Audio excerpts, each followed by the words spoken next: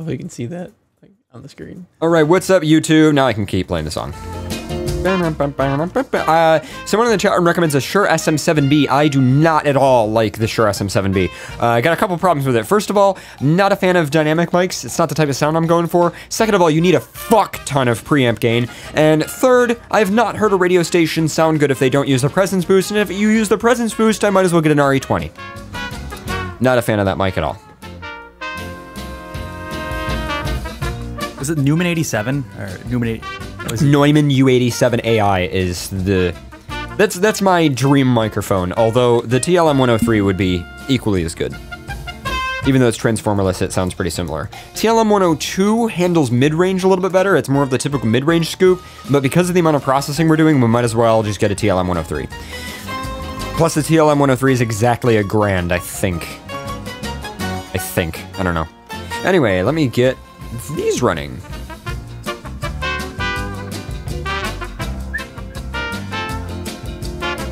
Can we please have the Hey All You Peoples thing?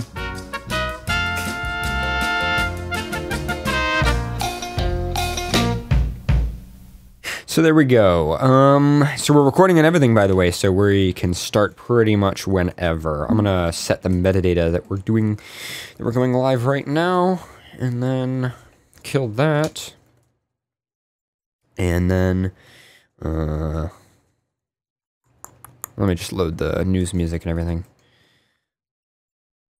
Ah, that's right. Fuck. I forgot the keyboard. I was supposed to plug a keyboard into that, wasn't I? So that I could do the cues. You like that noise? Yeah. Yeah. Yeah. Is it the noise for you? Wait, hold on. Do it again. I don't like this. No, it's turning me on. Oh. Actually.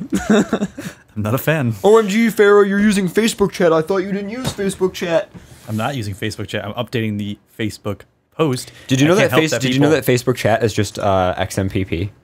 You can actually use a different client for Facebook chat. Great. Yeah. It's not quite Jabber though. I'm not sure if you can use OCR over it.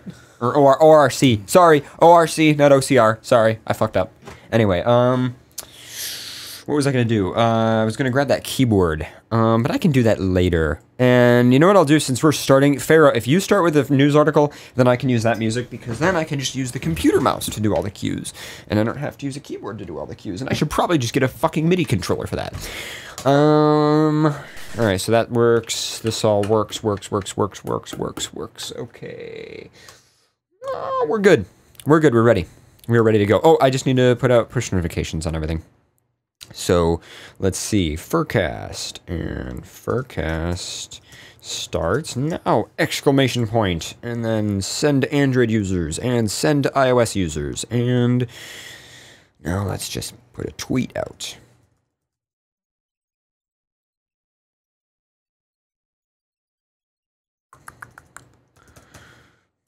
What's going on, CJ?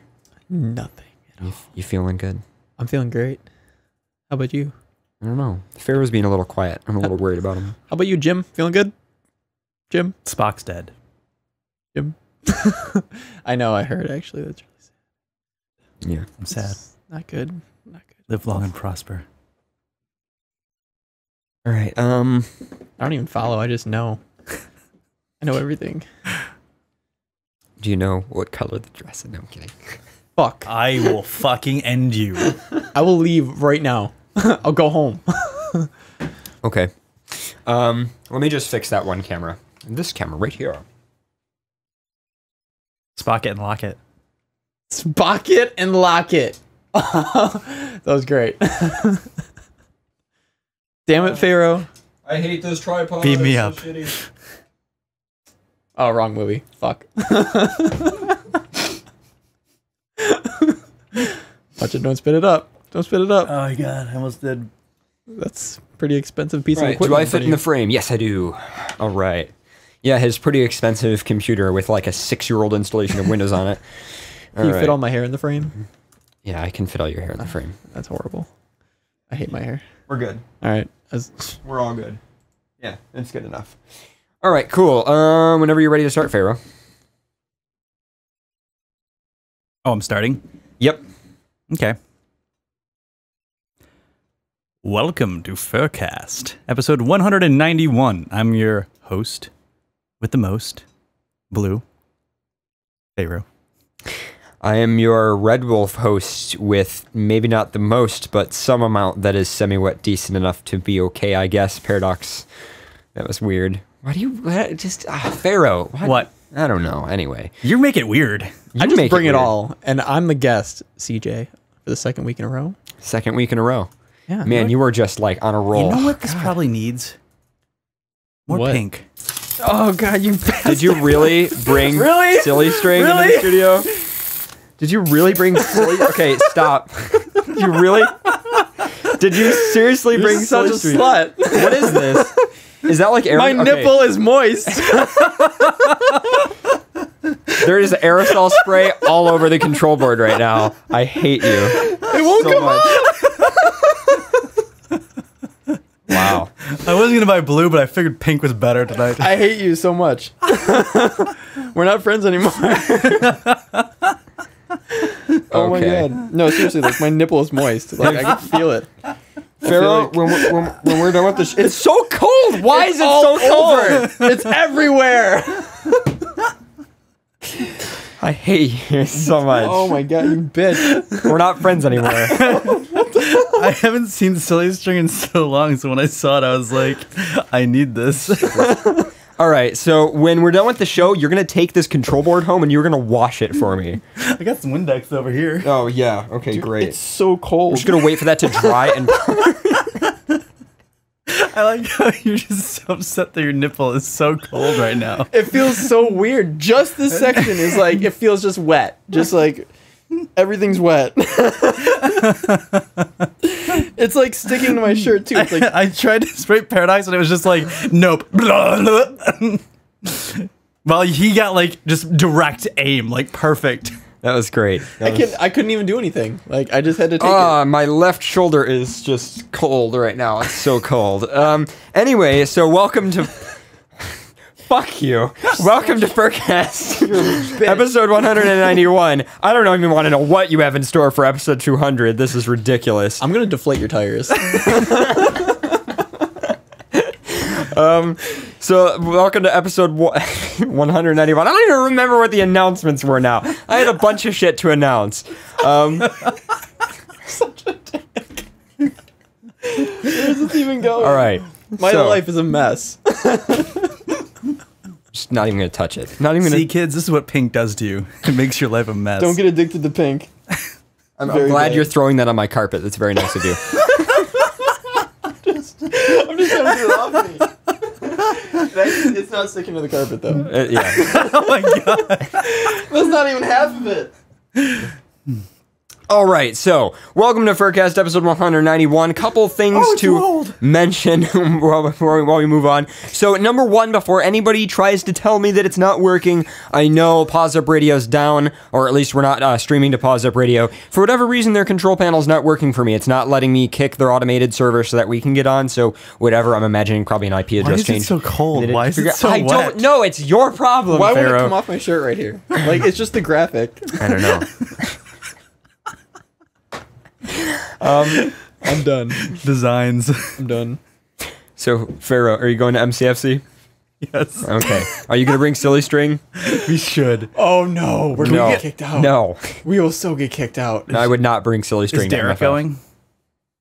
Yes, God. we're bringing silly string. I'll get kicked out. Can we, can we just get a bunch of pink and blue? Yes, I'm God. just gonna raid. dude, I would feel so bad if you sprayed it at somebody's fursuit though. Oh my god. You know Can what's imagine the interesting mess is it smells like Dude, look at this. It's like shitting on your table. It's- like what is that? it smells like hand sanitizer. It's like soapy. I think it actually is some kind of alcohol or It something is. like No, that. that's definitely alcohol. Yeah, it's like, oh well, thanks for cleaning my studio, Pharaoh. Just gonna clean my hands here. You know, CJ, you have really clean nipples right now. Yeah, this nipple is like retarded clean right now. It's like crazy. Yeah. This works on phone screens. Oh god, I would not try that. It'll probably get rid of the oilophobic coating on your phone. Not that you have any left on your smartphone, but you know. Anyway. So, Hi. only other thing to announce for the beginning of the show is we are stepping up security like crazy over here in the FurCast Fortress. Not really. It's become quite apparent to me that a lot of you guys like secure communication. I mean, when we set up Bitcoin, we actually got a lot of Bitcoin donations.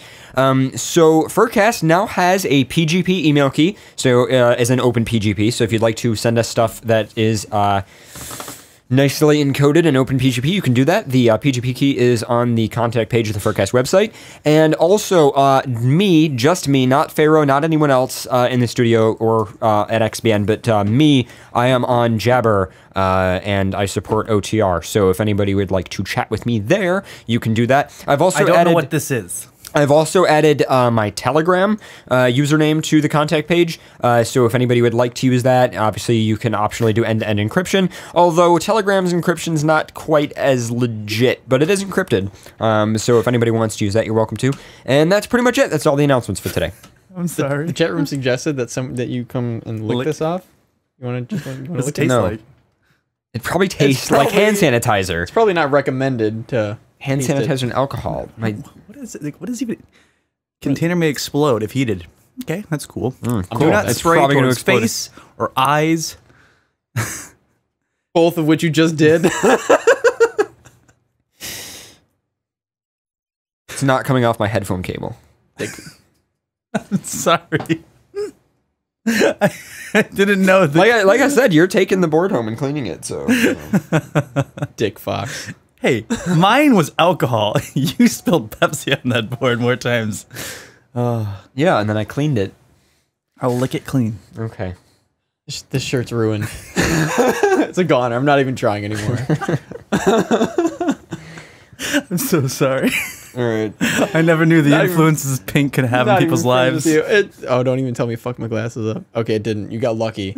I was about to rip your nutsack off. I might still have to, actually. I literally what is this? I don't know what it is. At least it's not sticky, I'll give you that. I don't think it's that silly though. I think it's tragic. It was silly for like a second. This is tragic string. Show title. Tragic string. I'll add it to the bot sofos, don't worry. Oh jeez. I like this is how we start a show. I'm so sorry, everyone. This is all my fault. Can you just like read an article or something? Start with news while I recover here. Oh, that's why that was so cold. My ass was getting cold and some fell behind me. Oh God. Silly string. What the fuck? You just said someone like naked in a room and you just ran in and just like silly stringed their ass. I just imagined you go to like an underwear party at a furry con and you just across all. Oh my God. We still have to icy hot. Oh, jeez. Hey, Pharaoh. Yeah. You know, there's different things you can be like grateful for in life. Do you know what I'm grateful for in life? I'm grateful that I'm not rooming with you at MCFC. I'm very grateful. Our room is then just wait. Our room is gonna be a mess. It's gonna be a hot mess. There's mess and then there's us. Yeah. We pushed the envelope. Do you have any other more announcements?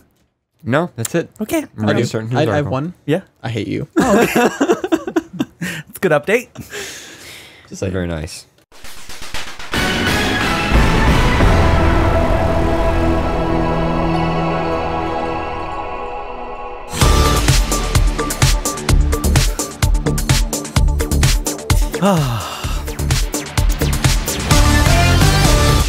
Two father babies could soon be possible with no egg donor required. Ooh, I had an article similar to this about the UK approving three. I have they actually in the same thing in the article. Oh, you do? So I can read Awesome. both. Go ahead. When two men wish to raise a child together, they must either adopt. Wait, two men?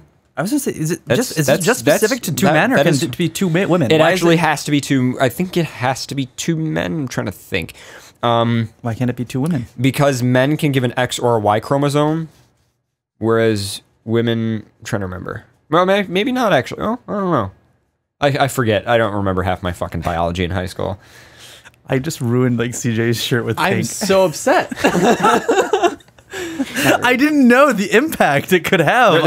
There's a washing machine downstairs if you want to. No, I mean, it's just there's a washing machine downstairs. You just want to go shirtless, the whole show. I did that once. I'm not going to do that again. That was a mistake. When two men wish to raise a child together, they must either adopt, whether neither of them will have a biological contribution, or use an egg donor and a surrogate, where only one of them will make the biological contribution. In the future, however, this might not be the case. A new paper published in Cell describes the role of genetic regulators with influence whether an immature germ cell differentiates into male or female cell, and how the process can be manipulated. In the future, it could be possible for stem cells from a male to be used to produce an egg, allowing an infant to have two biological fathers. Yeah, because girls can only give an X chromosome. So, XX. X. Yeah, I'm trying to think. I don't remember what the reason for it is. Anyway. Well, I think you can do two female parents, but it will only be a girl. Yeah. Is how it works. Yeah, okay. The ones if the two girls want a girl. I don't know. That's guys have more choice, that's all. That's all we're saying in the matter. Yeah. So you can have guys or girls. Wow. Biology is anti-feminist. Triggered. Check the privilege. Biology is anti-Tumblr. Primordial germ cells, PGCs, are the stem cells that are able to give rise to either sperm or egg cells. The body typically uses hormonal signals and certain transcription factors in order to determine whether to make the male or female germ cell naturally. While SRY is the gene most widely known for its sex-determinating function, the paper describes the importance of another SOX family gene, SOX17. As it turns out, SOX17 is another regulator in the human PGC, the cells. And altering the gene can alter the fate of those cells. Rather than just building on our understanding of sex-determining processes, this could have potential and have staggering implications for a number of families. Anyhow, in the coming years, researchers may be able to manipulate this process and make it possible for two men to father a child without the need for an egg donor. This could occur by taking PGCs from one father, manipulating SOX17, and inducing those cells to become oocytes, or egg cells. Because the male has all of the relevant maternal information on his one copy of the X chromosome, the resulting egg cell would theoretically be fully functional. The second father would need to provide a sperm sample, to inseminate the egg, though the surrogate would be required to carry the baby through full gestation, since we can't have test tube, creations that just grow in a test tube. Yeah. It'd be kind of creepy, though. Like a gigantic, tube. Just a person. Huge test tube. Just grow a penis. That's it. Just a penis. Nothing else. We have all this technology. We can finally grow a human being. Let's grow a penis. Let's grow a gigantic penis. Well, actually, we read about that, did we not? Remember, we read about the scientists that were actually genetically, or they were, I don't remember, it was penis transplants, that's what it was. Yes. We read that, yeah. All I could think of right now was the freaking, mouse with a dick on it from South Park now. Nice. That's all that's coming to my mind right now. Because let's grow a penis. Let's attach it to a mouse now. Oh my god. Mouse furries beware. Paradox has plans for you.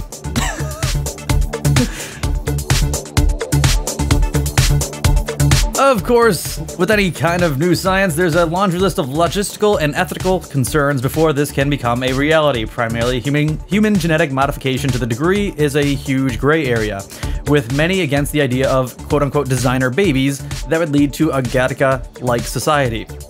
This technique wouldn't be employed to avoid potentially this technique, however, could be employed to avoid potentially devastating diseases, such as the 3-parent IVP, which was recently approved in the United Kingdom. Which is the next article. Thus, it could be harder to justify such drastic means solely for procreation. While it is unfortunate, there is another barrier. Those with prejudice against homosexuality and homosexual couples could block the development and implementation of this technology, although the number of children being raised by same-sex couples has nearly doubled since 2000. They are still far away from the minority and face many prejudice counterparts in the upcoming future. So that's it for that one.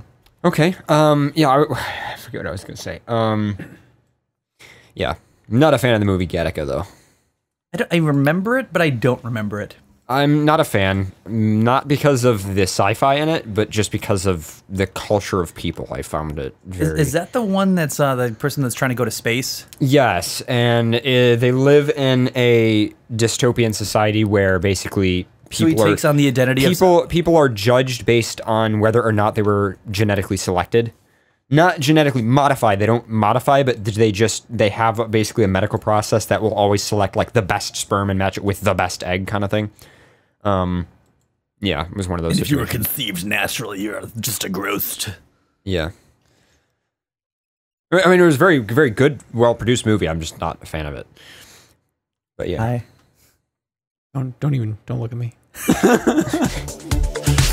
I'm so upset with you. I put a wall right here. Silly string. I didn't know the terribleness of... It's mine. Wait till later. You should just add it to your shirt. Make the whole shirt pink. And then it'll match. Travesty string. I'm gonna spray it at Pharaoh's car. Anyway, Pharaoh, go ahead whenever you're ready. I'm done. Oh, I thought you had another article. You said you had the other one? Do you want me to read the other one? I thought you were gonna read it. Sure, you can do it. I don't have it ready. It's from the same site. It's in there somewhere under biology.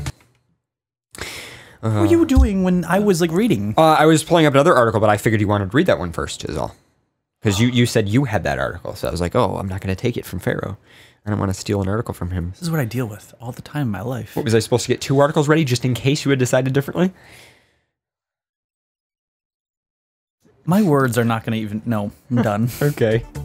Anyhow, to jump from 2 parents to same-sex parents producing a child, we now jump to 3. Because why have 2 when you could have 3? No comment? I was gonna make a comment, but I'm just gonna let it slide. Right. What? Huh? Yeah. Fucking foxes. Did you just make a sex joke? I did. Whoa! I'm so proud of you. Wow! Reference to last week. Oh. Anyhow, the UK becomes the first country to legalize 3-parent IVF. Earlier this month, members of Parliament in the House of Commons voted to approve of a new type of vitro fertilization, IVF, which would allow the creation of so-called 3-person babies in the United Kingdom. One step closer to creating a real furry. Although opponents attempt to block the plan, the House of Lords rejected the efforts. Last night, the legislation passed by the majority of 232. The UK is therefore now officially the first country in the world to legalize the procedure. Pretty cool, actually. It is pretty neat, yeah. The newly approved technique, which is called mitochondrial replacement therapy, or simply mitochondrial donation, aims to prevent the transmission of mitochondrial diseases from a mother to her child by removing the faulty mitochondria, exchanging them for healthy versions from the donor, and thus the child whose DNA primarily comes from 2 parents, but 0.01% will come from the second woman.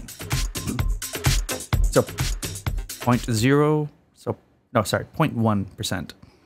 So 1/10 of 1%. Well, the mitochondrial DNA can actually be a pretty big deal. I know. Yeah.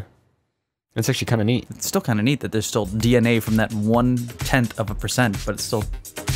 I mean, it's only helping evolution move along because you're just increasing genetic diversity, which is pretty important, so... Mitochondria are sausage-shaped structures of the organelles found in the cell that serve as a powerhouse. They produce energy in the form of a molecule called ATP, the so-called energy currency of life. Not only do these microscopic factories replicate independently of the normal cell division, but they have their own small genome, a vestule of previous life, and of ancient bacterium that was swallowed by the primitive cell early in the history of life. Mitochondria only possess 37 genes, which is considerably smaller number than the 30,000 odd that have been identified in our chromosomes. Unfortunately, mitochondrial DNA is more prone to mutation than the rest of the genome, and since these organelles are critically needed to produce energy production and cellular function, the diseases which result from these faults are often devastating. They primarily target energy-hungry tissues such as the brain, the heart, and the muscles, and while severity varies, there could be generally severely debilitating, and some are just plain up fatal. So I noticed your article is really long. I have a really long one too. Do you want to just read part of both? Yeah, I think you want to stop there and then we can, I can move over to this one here. That's fine. So I love this article. I love it so much. It's really long and it's totally worth the read. I'm just going to tell you guys ahead of time, but I just love this one. Why everything you know about wolf packs is wrong.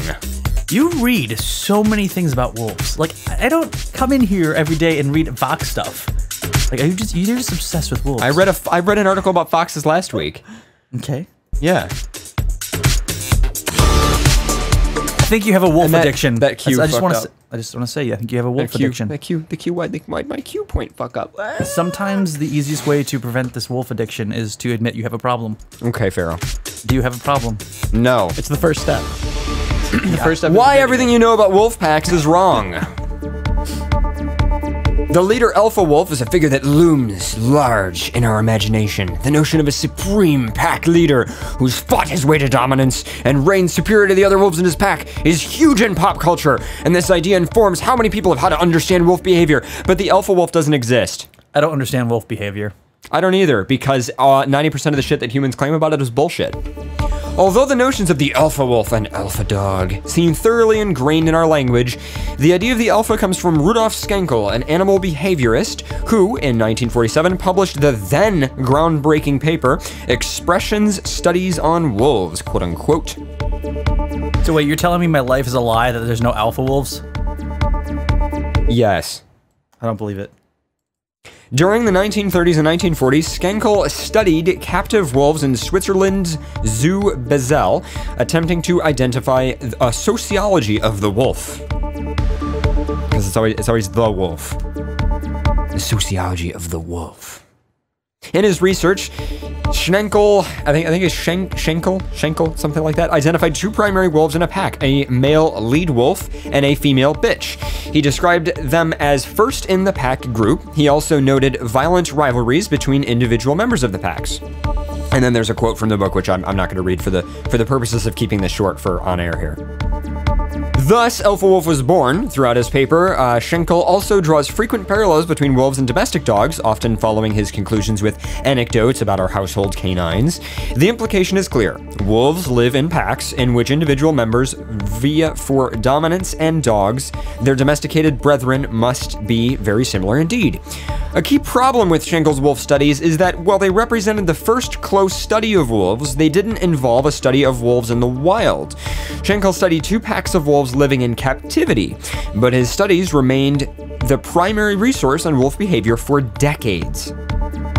Later, researchers would perform their own studies on captive wolves and publish similar findings on dominant, subordinate, and leader-follower relationships with captive wolf packs.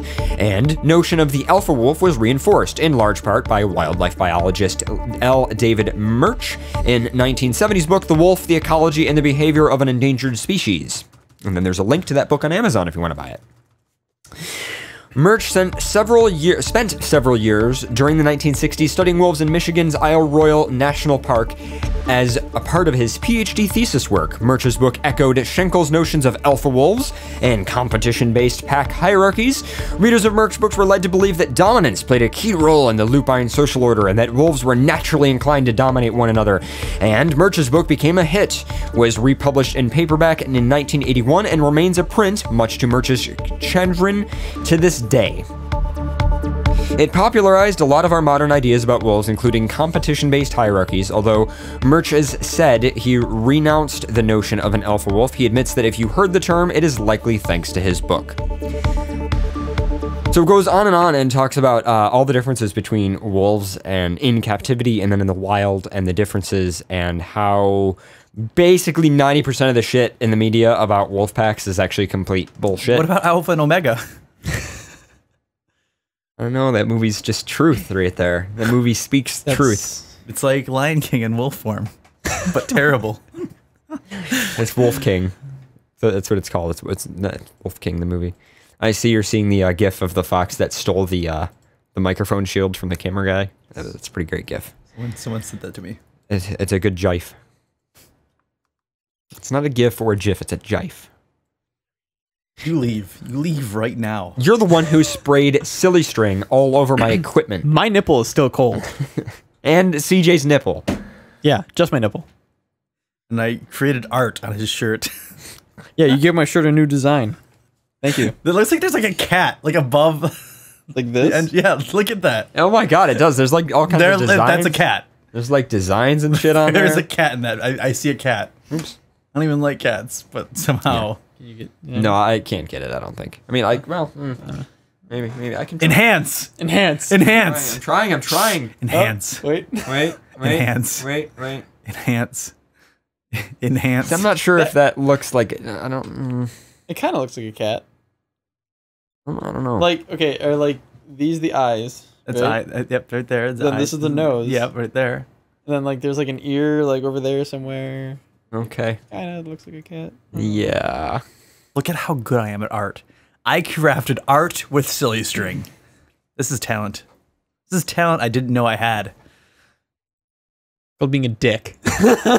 Commissions start at $30. Where's my money? I'm not paying you for my ruined shirt. That's art there. You're wearing my art. Take it off. Oh, baby.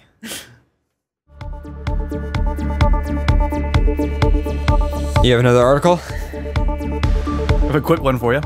A quick one? Okay, give me a sec. I know we usually don't do, topic news that's, kind of gone viral, but the U.S. Northern Command states that the loose llamas had no connection to ISIS.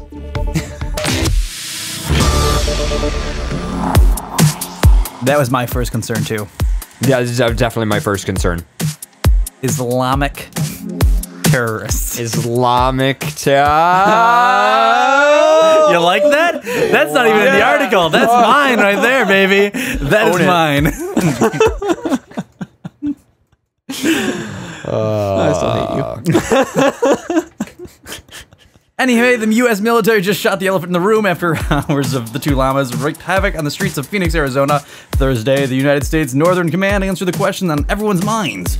Who were the llamas working for? And did they have any connections to the so-called Islamic State in Syria? Rest easy, folks. The U.S. military assures us that there was no breach in Homeland Security. The tweet from Northern Command reads, the llamas have had no known issues or connections to ISIS. They appear to have been a self-radicalized group. It's nice to know we're safe. So that's my... That's it? Yep, that's it. All I know is when that stuff happened on the internet, I was at work and then I came out and I was so fucking confused. That's what happened to me this week. I got out of work and I was like, what the fuck is happening with the world right now? Is there like chaos? Is like, what is going on? I could say the worst thing right now and just totally piss everybody off. What? Oh, damn it. No, you son of a bitch. Don't even say it. Don't even say it because I'm done with it. I'm done with it. Yeah, let's not talk about that. I'm not talking about that. Let's not talk about that. Oh, God, I want to go there. I do have a black paw, though, and a blue arm. Is your shirt white and gold, actually? Damn it. Damn it. Fuck you. Zing. Got you back with the silly string. Yep. There you go. I'm keeping this, by the way. Oh my god. Anyway, Farrah, do you have any other articles? Any crazy ones? I know we read some crazy ones last week. I don't know if we have any equally crazy ones this week. I have a few things that are interesting here. Let me just see which one. Which ones you want to do? You always have the greatest articles. I'll give you that. Like the little sexual here. A little sexual. Oh. Do you mind if I restart the same news music? I'm gonna do that actually. I'm gonna restart the same music. for the furries out there. This new gadget charges your phone while you pleasure yourself. Because that's the biggest thing on my mind. Are you fucking kidding me right now? Is this a Kickstarter campaign? It looks like a Kickstarter campaign, and I'm about to be really upset. And you were worried the Apple iWatch would make you look like a jerk. It's not an iWatch, it's an Apple Watch. That's what the article says. I'm not... Just okay. Calm yourself. Calm your Apple tits. You're the one that made him cold. It's your fault, Pharaoh. We had to double check our calendars to be sure it wasn't April 1st already. But no, this apparently is a real device. A watch that charges your phone while you charge yourself. You know, honestly, furries could make like power with this. Like, I feel like the studio, the FurCast studio, we could just go green and just furries. Maybe it was just meant for the shake weight. You know how many bad times I've had, like on my phone, in bed, and it goes dead, and it just ruins everything. I could totally use this. I'm not gonna lie. There's never been a time where I've been, you know, well, jerking. you've never even touched your dick. You don't know the struggles of owning an iPhone, because pretty much that's one of the biggest struggles. Charging while jerking. I didn't know that's where you're gonna go with that. I went there. Okay. That's where I was going. All right. I don't own an iPhone, so I'm gonna be confused. No, because my iPhone batteries suck. Okay, but here's the thing: the battery in Pharaoh's phone is worse. So I don't know. Pretty sure he understands that aspect. I think my battery lasts for like a day and a half. Yeah, mine lasts for like 3 hours at a full charge. It's like nope. Okay, so. Oh. I still think we should power the FurCast studio with wink bands. The concept called I think it is. It says W ** K band. So I'm gonna just say wank. It's got to be the wank band.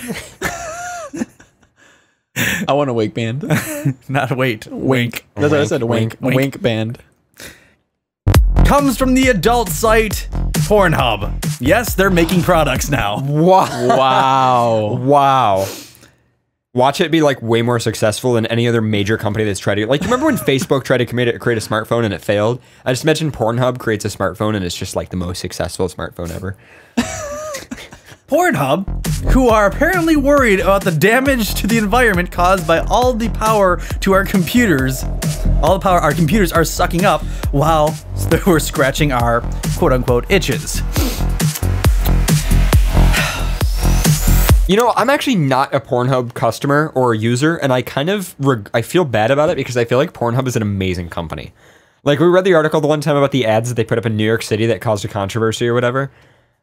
Pornhub seems like a pretty cool company, and I kind of feel bad that I don't ever go to their website.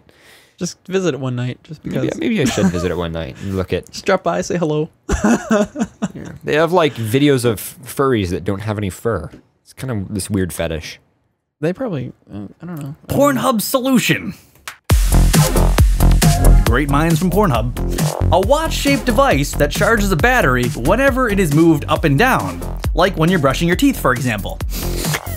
Nice. Not only is this good for the planet, but it gives your hand excuse if you're caught making your own fun. Damn it. Do you know what they should do?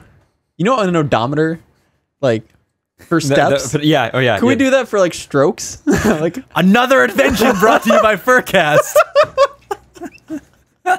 Like, how many strokes? It's like, how many strokes does it take to get...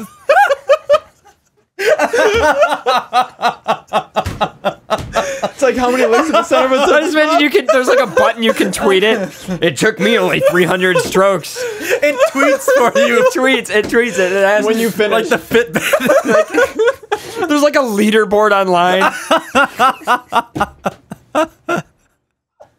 So wait. Who would be at the top of the leaderboard? Like, who finishes fastest, or who has the robot that's like just jerking things forever? It's been going for 8 days straight. People who can come hands free just are automatically at the top of the leaderboard. They're just like, Yeah. We just owned you all. Would they be at the bottom because they have 0 strokes? No, that's the point. You're supposed to be able to get it. Like you have to take the least amount of strokes. I think it's the opposite way. I was gonna make a bottom joke. Oh, is it how long you can go? I feel like it's how long you can go. I don't know. Like, how many stroke? Yeah, I don't know. I guess it depends on what you're. You don't want to be like a 1-stroke person. No, no, because that's done. Yeah, exactly. Wait. Done. Okay, that's There we go. 1. All right. 2. I broke my record today. So I guess it's how long. So then, like, well, here's the thing. There have to be rules. Like, you have to do it all in one session. No edging. Like, no, but see. Oh, I mean, because that's the thing. I know people who will edge themselves and then stop for like several hours. You can't do that. Well, there'd That's be cheating. a timer. I feel like you Right, could only there'd have be a a certain timer. amount of delay. Right. And before We're talking how fast you can have go? different modes, maybe like one that's just like accumulative, like speed, or like a count, like total or daily, how many you do a day? daily counter. Oh Do we have like an app that tracks it to see how you're doing with like? Can we invent this? Because I feel like we can make money off this. Can we could do a we could sell Kickstarter? these. We could We sell could these. probably start a Kickstarter here. What would we call it? What's the name? Oh shit! We need to come up with a We name. need a name. It can't be the Wank Band. 'cause Stroke me or Stroke me. stroke meter. That's too. I don't know. I was thinking. Let's see. Hand count or Bit something. stroke. Bit stroke. We got the fit bit. I don't know. Now you got the bit stroke. You can pair them up. I don't know. I'm afraid to even look in the chat room right now. I'm just afraid. Anyhow, their solution, a watch-shaped device that charges the battery whenever it's moved up and down. Not only is this good for the planet, but it gives Randy an excuse to be caught making your own fun. While this looks like it might be a publicity stunt, the science behind it does basically make sense. Although it won't generate huge amounts of power, you might do yourself the wrong sort of mischief trying to get the phone's battery up to 100%. It's not available to buy yet, but Pornhub is inviting people to sign up for their beta test on a fairly safe for work bit of their site. Just remember to take it off when you're in public with this gadget that's even more embarrassing to be seen than Google Glasses. Oh. Oh my god.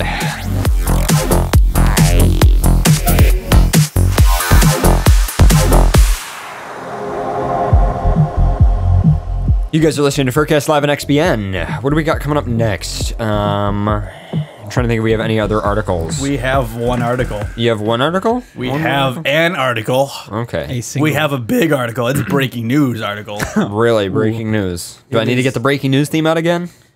I think we need even breaking news theme because this Okay. is related to us. We did this last week. All right. What do we do? You know. Wow. Wow. Wow. Not quite like that. Kind of All like right. that. I mean, Kind of like that. All right, bit I like have that. everything queued up. I'm all good. You ready? What? You're looking at me weird. I don't know what you're playing, so go ahead. Okay, all right. Well, I don't know. You told me that this article was sad earlier, so I've got sad music. Is that okay? Is that fit? I don't really know what we're doing here. Is it SpongeBob? No. All right, I'm just going to play the break. So breaking news, apparently.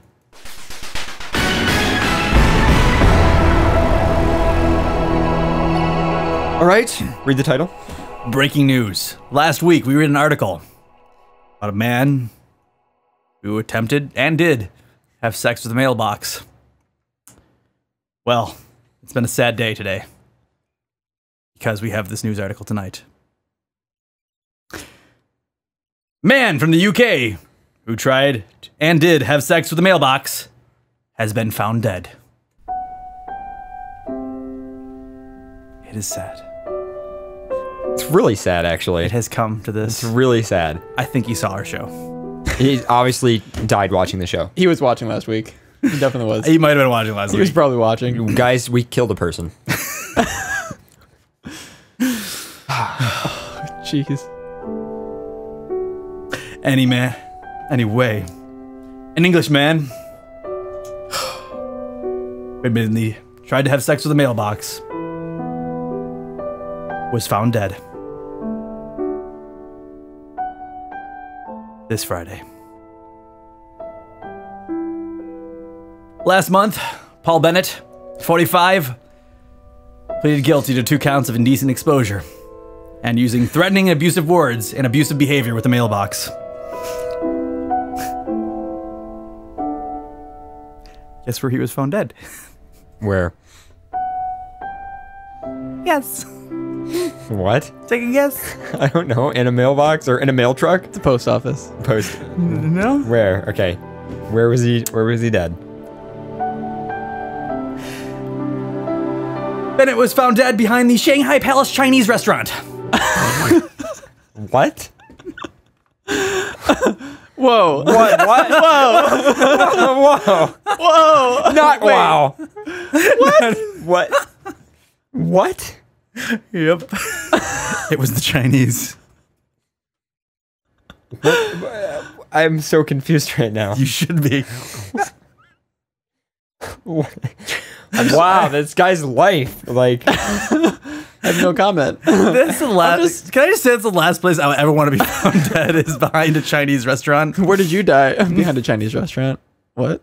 All I can think of is like the old kidnappings where the people go and they check the Chinese place, like all missing dogs. It's all. Oh God! It's always a Chinese place. oh.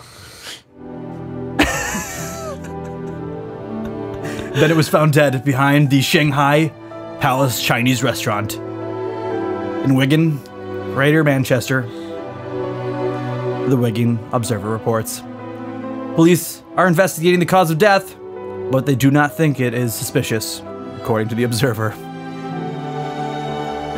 The plea stemmed from a September 9th, 2014 incident in which Bennett attempted to have sex with a mailbox in a public area while shouting "wow." Wow! That was a really good way to put that. Witnesses told the court they saw Bennett pull down his pants in a shopping arcade and start to publicly perform a sexual act upon himself in public as well. Prosecuting attorney Kenneth Betty and Bennett then walked over to the post box and started to make sexual advances towards it, according to the Mirror. It has been a sad day. We have lost a hero.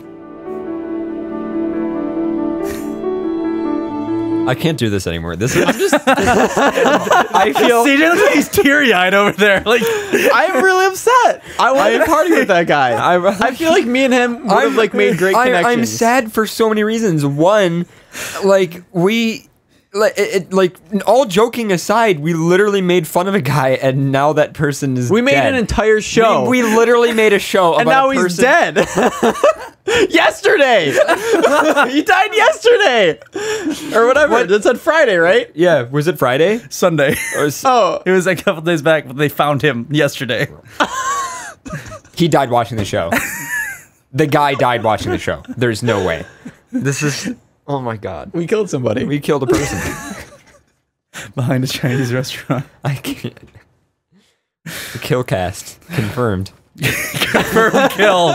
1. It's terrible. Instead of a death note, we just have a lower third. We just put their name in the line. He's gotta sign the visitors registry. It was the mailbox. Has anyone accused the mailbox? Mailbox and set up in a courtroom. My mailbox is gonna be so lonely now. I would have went to the mailbox first. The police didn't even investigate. I think this is a murder. All right. So speaking of ridiculous articles from the Mirror, I have another article that I think will. Sorry guys, I'm hitting the wrong buttons on the cameras here.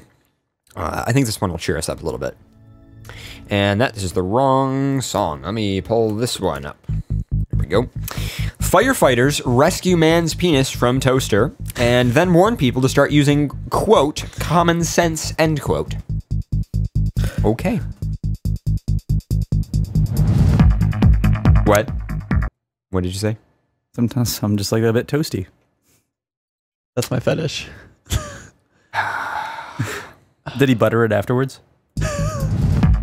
Firefighters came to the rescue of a man in distress when he got his penis stuck in a toaster. It is unclear exactly what the humiliated gentleman had been up to, but fortunately, London's finest arrived to eradicate his manhood from the electrical device. I feel like London or the UK, or just in general, is starting to learn from America. No, they're starting to learn from Florida.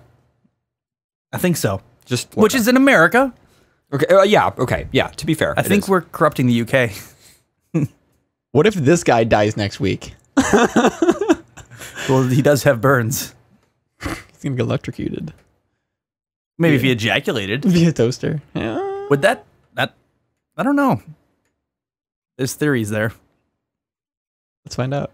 Could cause an electrical short. Is there a toaster downstairs? How much semen does it take to electrically short out a toaster?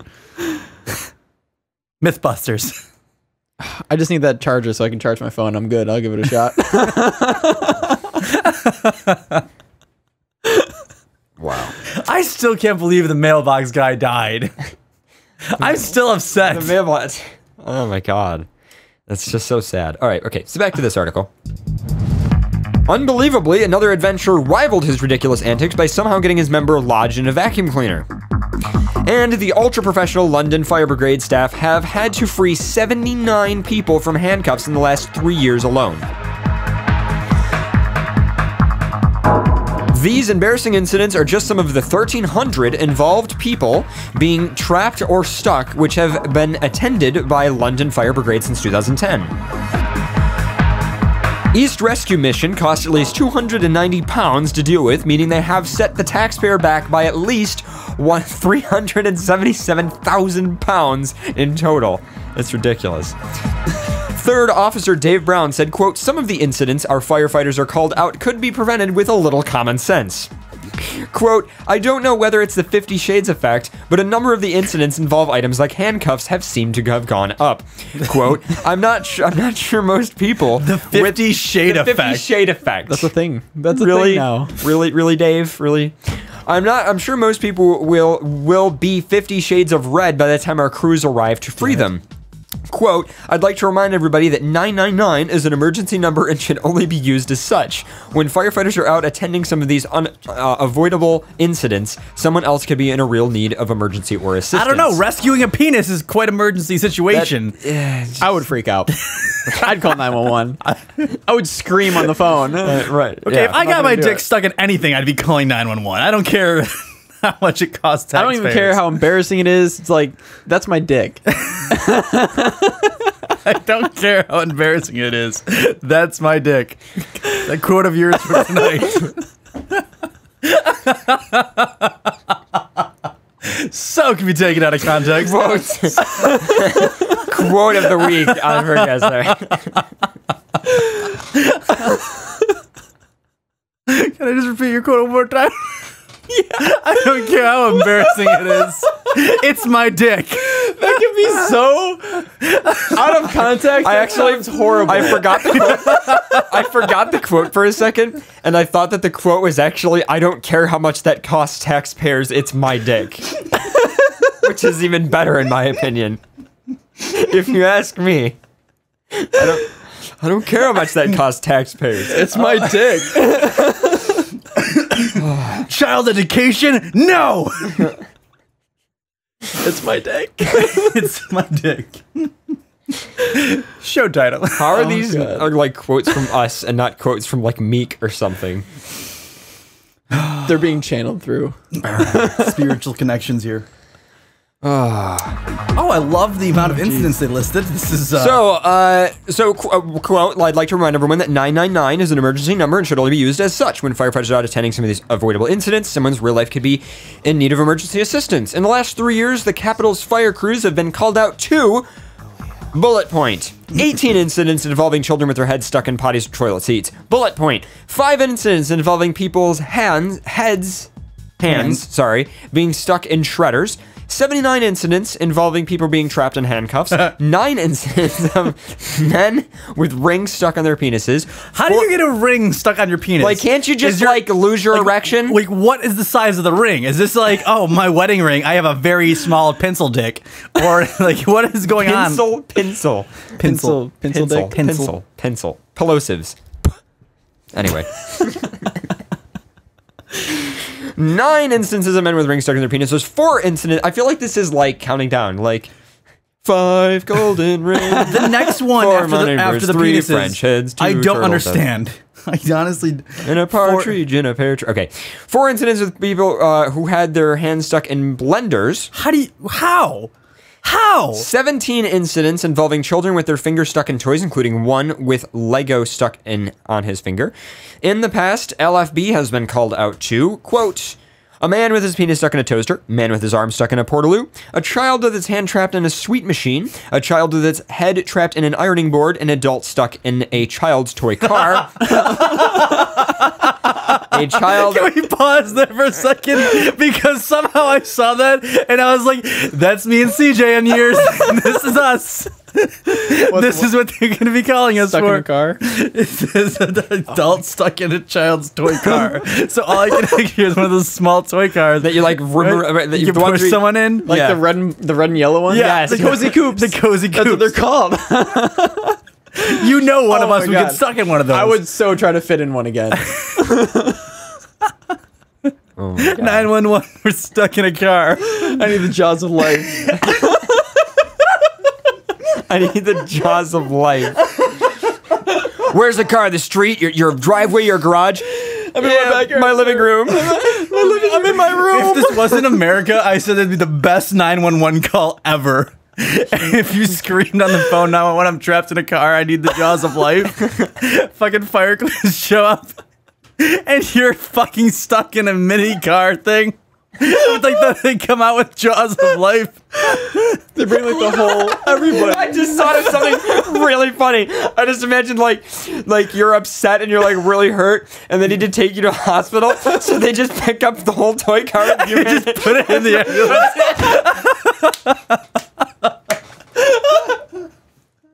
They don't even take you out. They just leave you in it and they just pick it my up. God. They just wheel it down the road. Is it bad that I thought of like a worst case scenario? Like you like wheeled yourself next to not an actual car accident, but like a car that was wrecked? You're on like the side of a highway. I got into a fender bender. You're just in like the middle of the highway and cars are like going around you. I would not do that. Oh my God. You took it to another extreme level. All right. Oh wow. We got more.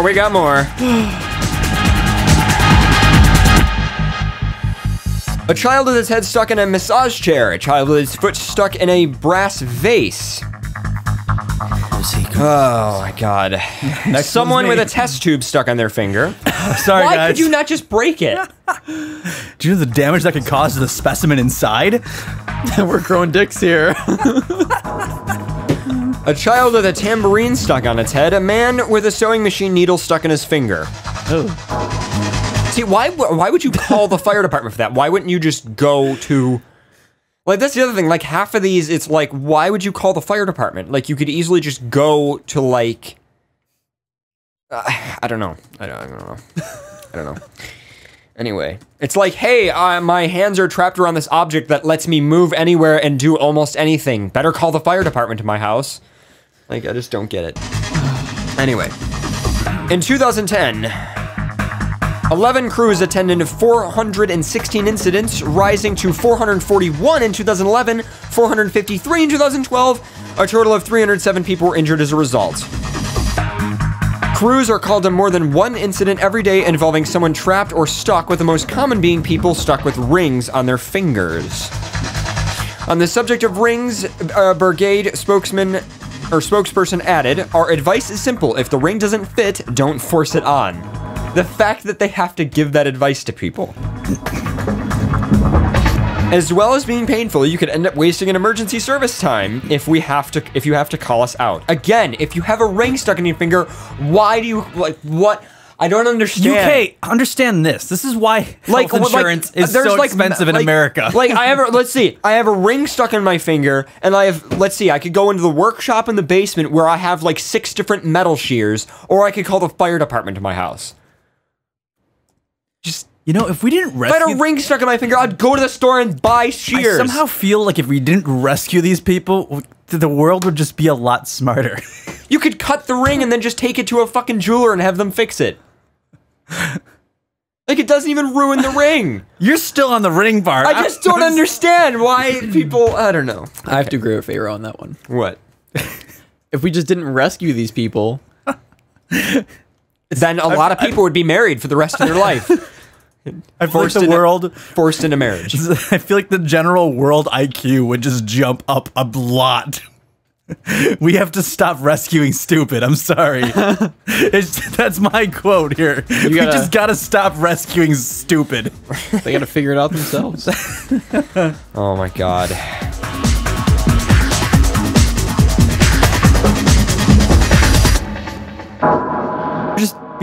Can there just be like regular health insurance for most of us, and then just stupid insurance for other people?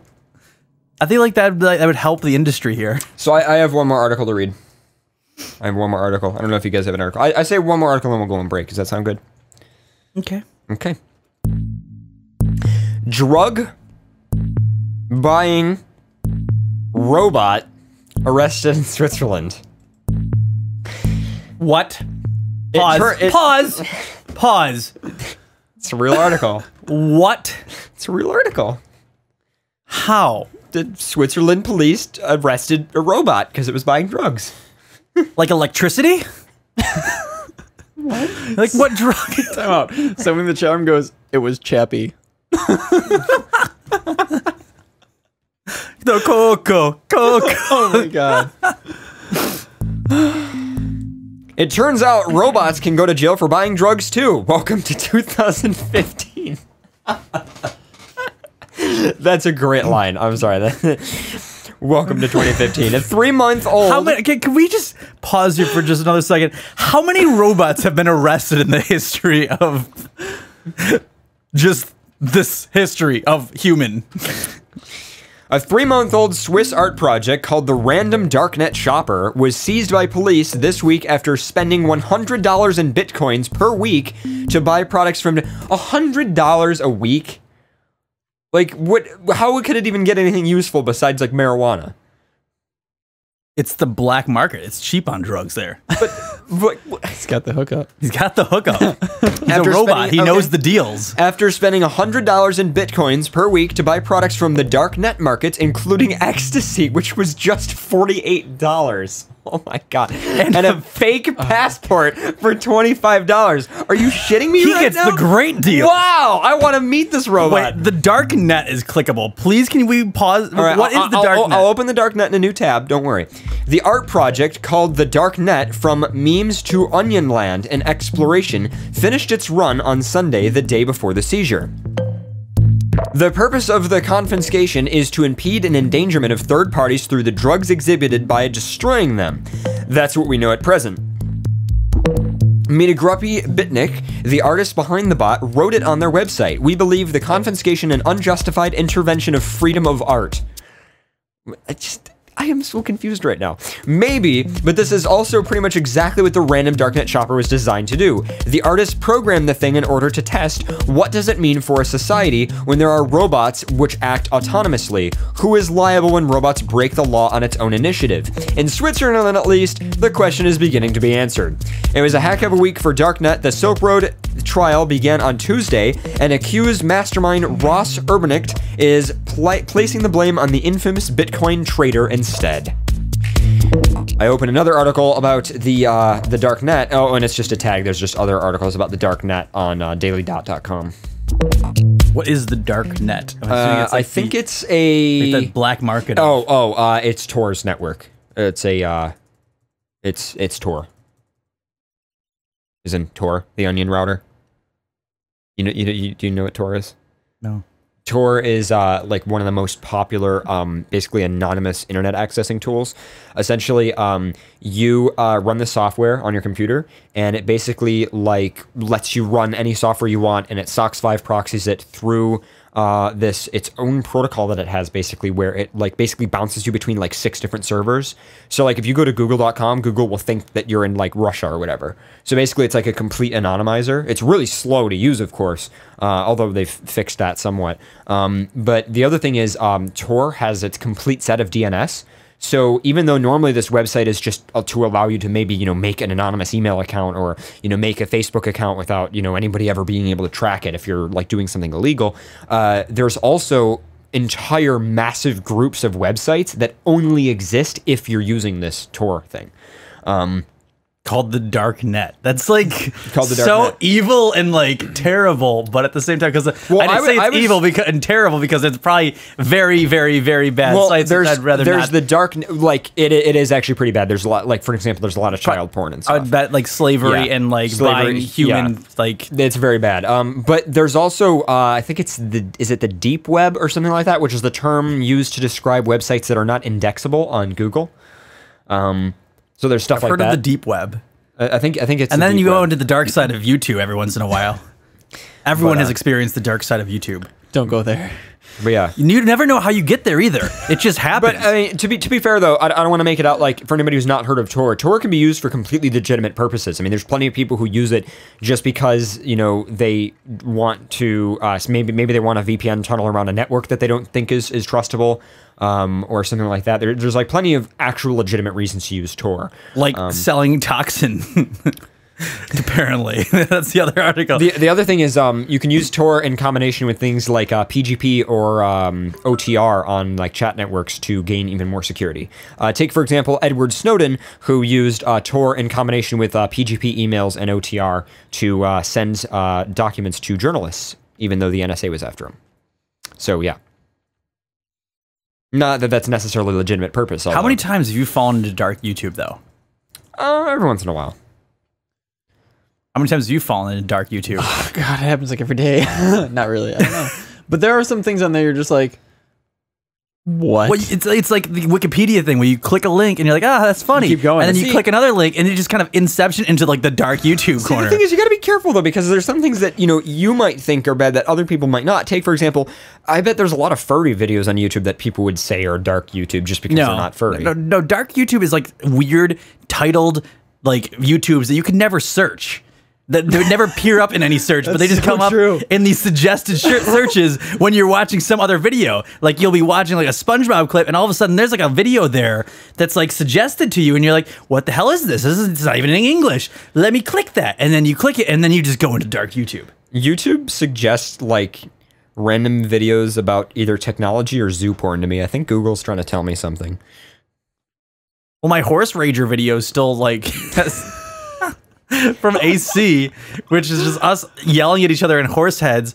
Just I remember going on that, and like at one point in time, it like showed other furry videos, and then now the horse rager video, I think all it shows is just horse breeding. Yeah, and the suggestions. And all the suggestions. Every time I view that video, my search suggestions are completely fucked on YouTube for like the next week.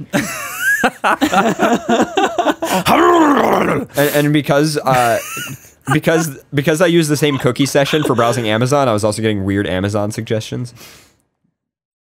Oh, jeez.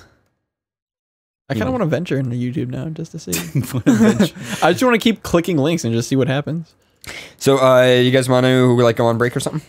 Yeah, I need to wash my hands to get this oily crap off of them. Asshole. You guys are listening to FurCast live on XBN. We'll be back after a quick 10 to 15 minute music break.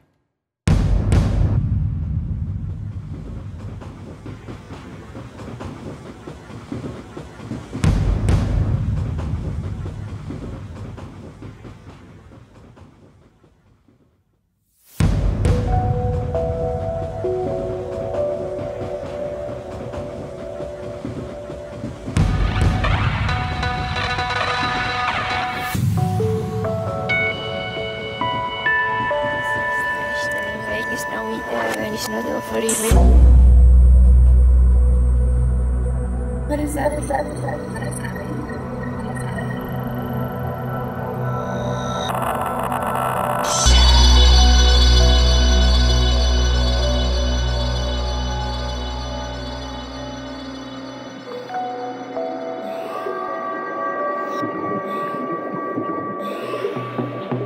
Yama, another day, another time. Say another prayer. Blessed and behold, when I and I come to take control and cause. Come on, BT, drop the boom.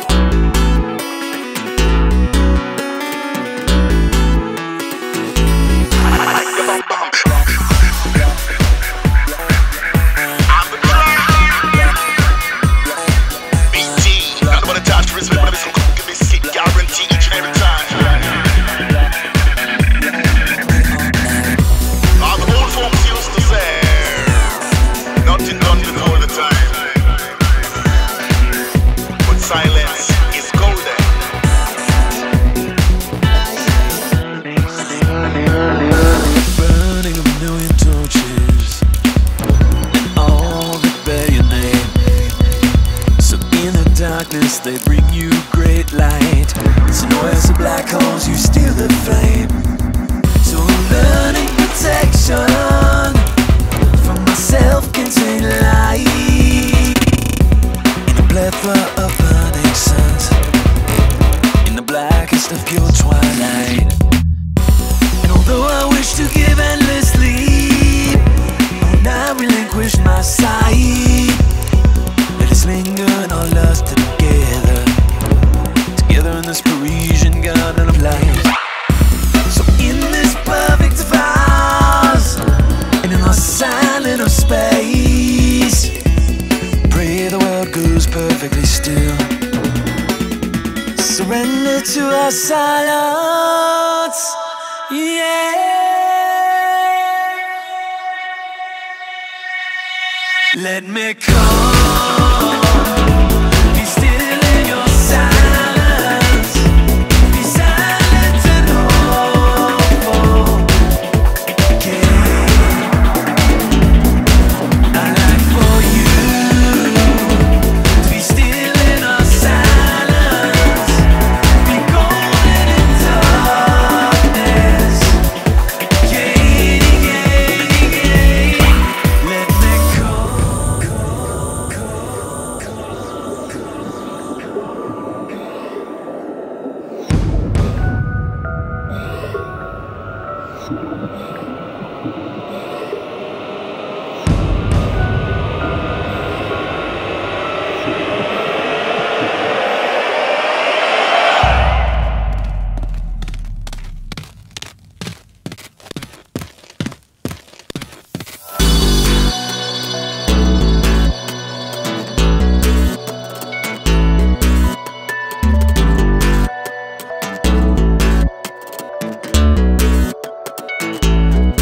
Let me come, be still in your silence, be silent and hopeful again.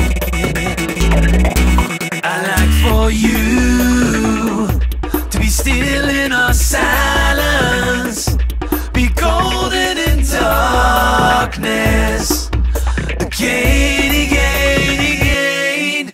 Let me come, be still in your silence, be silent and hopeful again. I like for you to be still in our silence, be golden in darkness again, again, again. Let me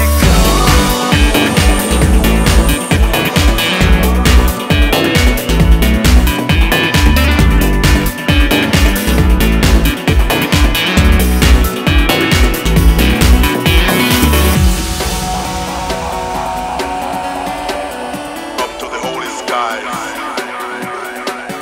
I and I shall shine bright. Now, teacher.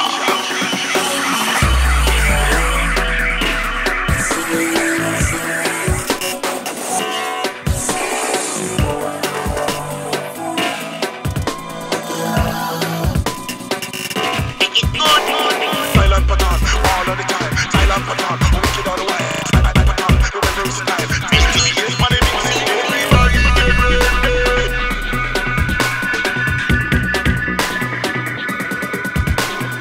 And I shall fulfill all prophecy. And I shall reign above the hills, above the rains, above the plains, above the earth, above the skies. Bantering through concrete land with a mystic plan.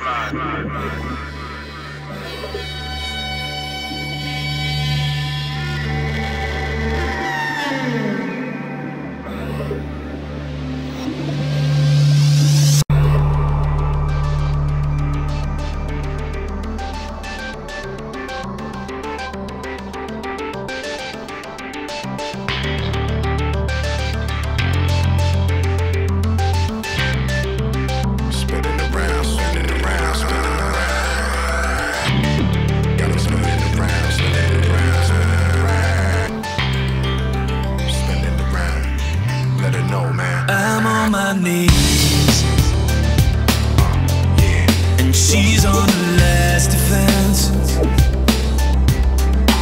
tempest may breathe.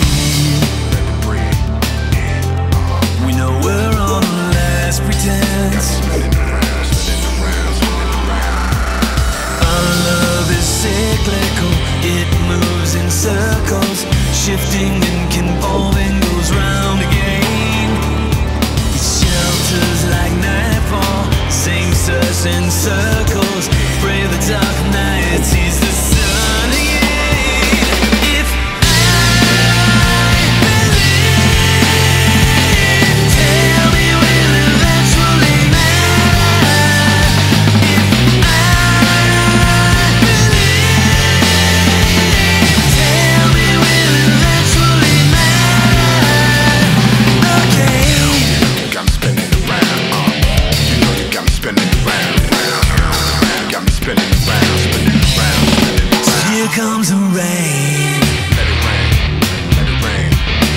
falls on my face again. Feels good. I'm tempted to start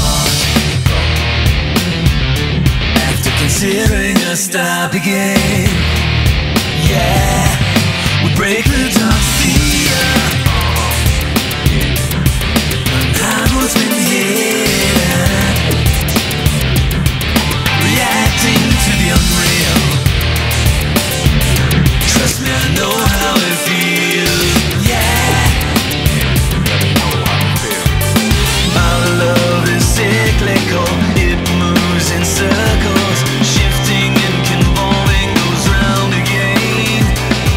It shelters like nightfall, sinks us in circles, pray the dark night sees the sun again. If I believe, tell me will eventually matter. If I tell me will eventually matter. Okay. Got me spinning around, I gotta know now, it's spinning around, I gotta know now. Yeah. Got me spinning around, Circles. it's spinning around, I gotta know now. Circles. Again, again, again. Circles. Again, again. Spinning around, round, round, Circles. spinning around, round, round. Again, again. Our love is cyclical, it moves in circles, shifting and convolving, goes round again. Shelters like nightfall, sinks us in circles, pray the dark night sees the sun again. If I believe, tell me will eventually matter. If I believe, tell me will eventually matter. Okay. Our love is cyclical, it moves in circles. Tell me will eventually matter. Okay. Yeah, let me know now, let me know now, let me know now, let me know now,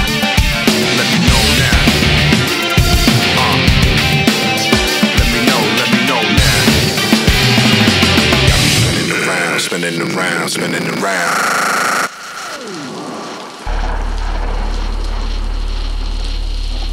You guys are listening to FurCast. What's playing now is Last Moment of Clarity by BT, which is the song that connects to Circles, which is the one you just heard, and the one before that was Paris. All off of the same album, obviously, Emotional Technology by BT. Absolutely fantastic, amazing album. Everything from, like, progressive to rock to hip-hop to orchestral to amazing stuff. So, yeah.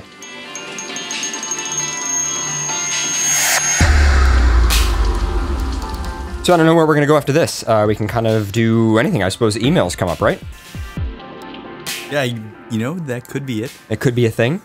We could do that.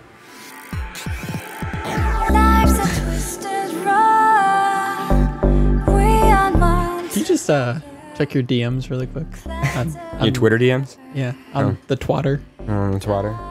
I just, Oh man. I found, you know, I came across something that was kind of funny, and I just figured I'd send it to you. Because you'll get a kick out of that too. What? I don't even want to know. I'm not sure. You guys saw something there. Or nothing there. Anyway, you guys are listening to FurCast Live on XPN. That was our music break. I always go a little crazy with the music because I run a whole nother show based on it. So yeah, if you guys like the music we play on the show, don't forget we run a whole show for that. So, you know, should always come and join. We do? Yeah, I don't, but I mean, I sometimes do. I sometimes visit. I visit you. You do? Sometimes? Anyway, yeah, BT's pretty good. So anyway, I brought something else. Oh no. I'm not ready. I'm getting prepared. I'm ready. I don't know. It looked upsetting. That's all I know. It looked... No, this is a dog's best friend. It gets probably every dog fursuiter just excited. What is it? Is it a ball? Is it Febreze? It is probably the most amazing smell a man could ever give a dog. It's tennis balls. God, it's a ball. Give me it. It's got a sealed can for Give me the ball. that freshness. Give me the ball. That Fuck fresh with me. Give me the ball. smell. Let me just open this can up. I feel like we need to move. Wait, hold on, wait. I feel like I need to get over there. Hold on. Hold on. I'm turning off the noise gate, so hold on. This mouse is being weird. Okay. All right, go ahead, Pharaoh. Just.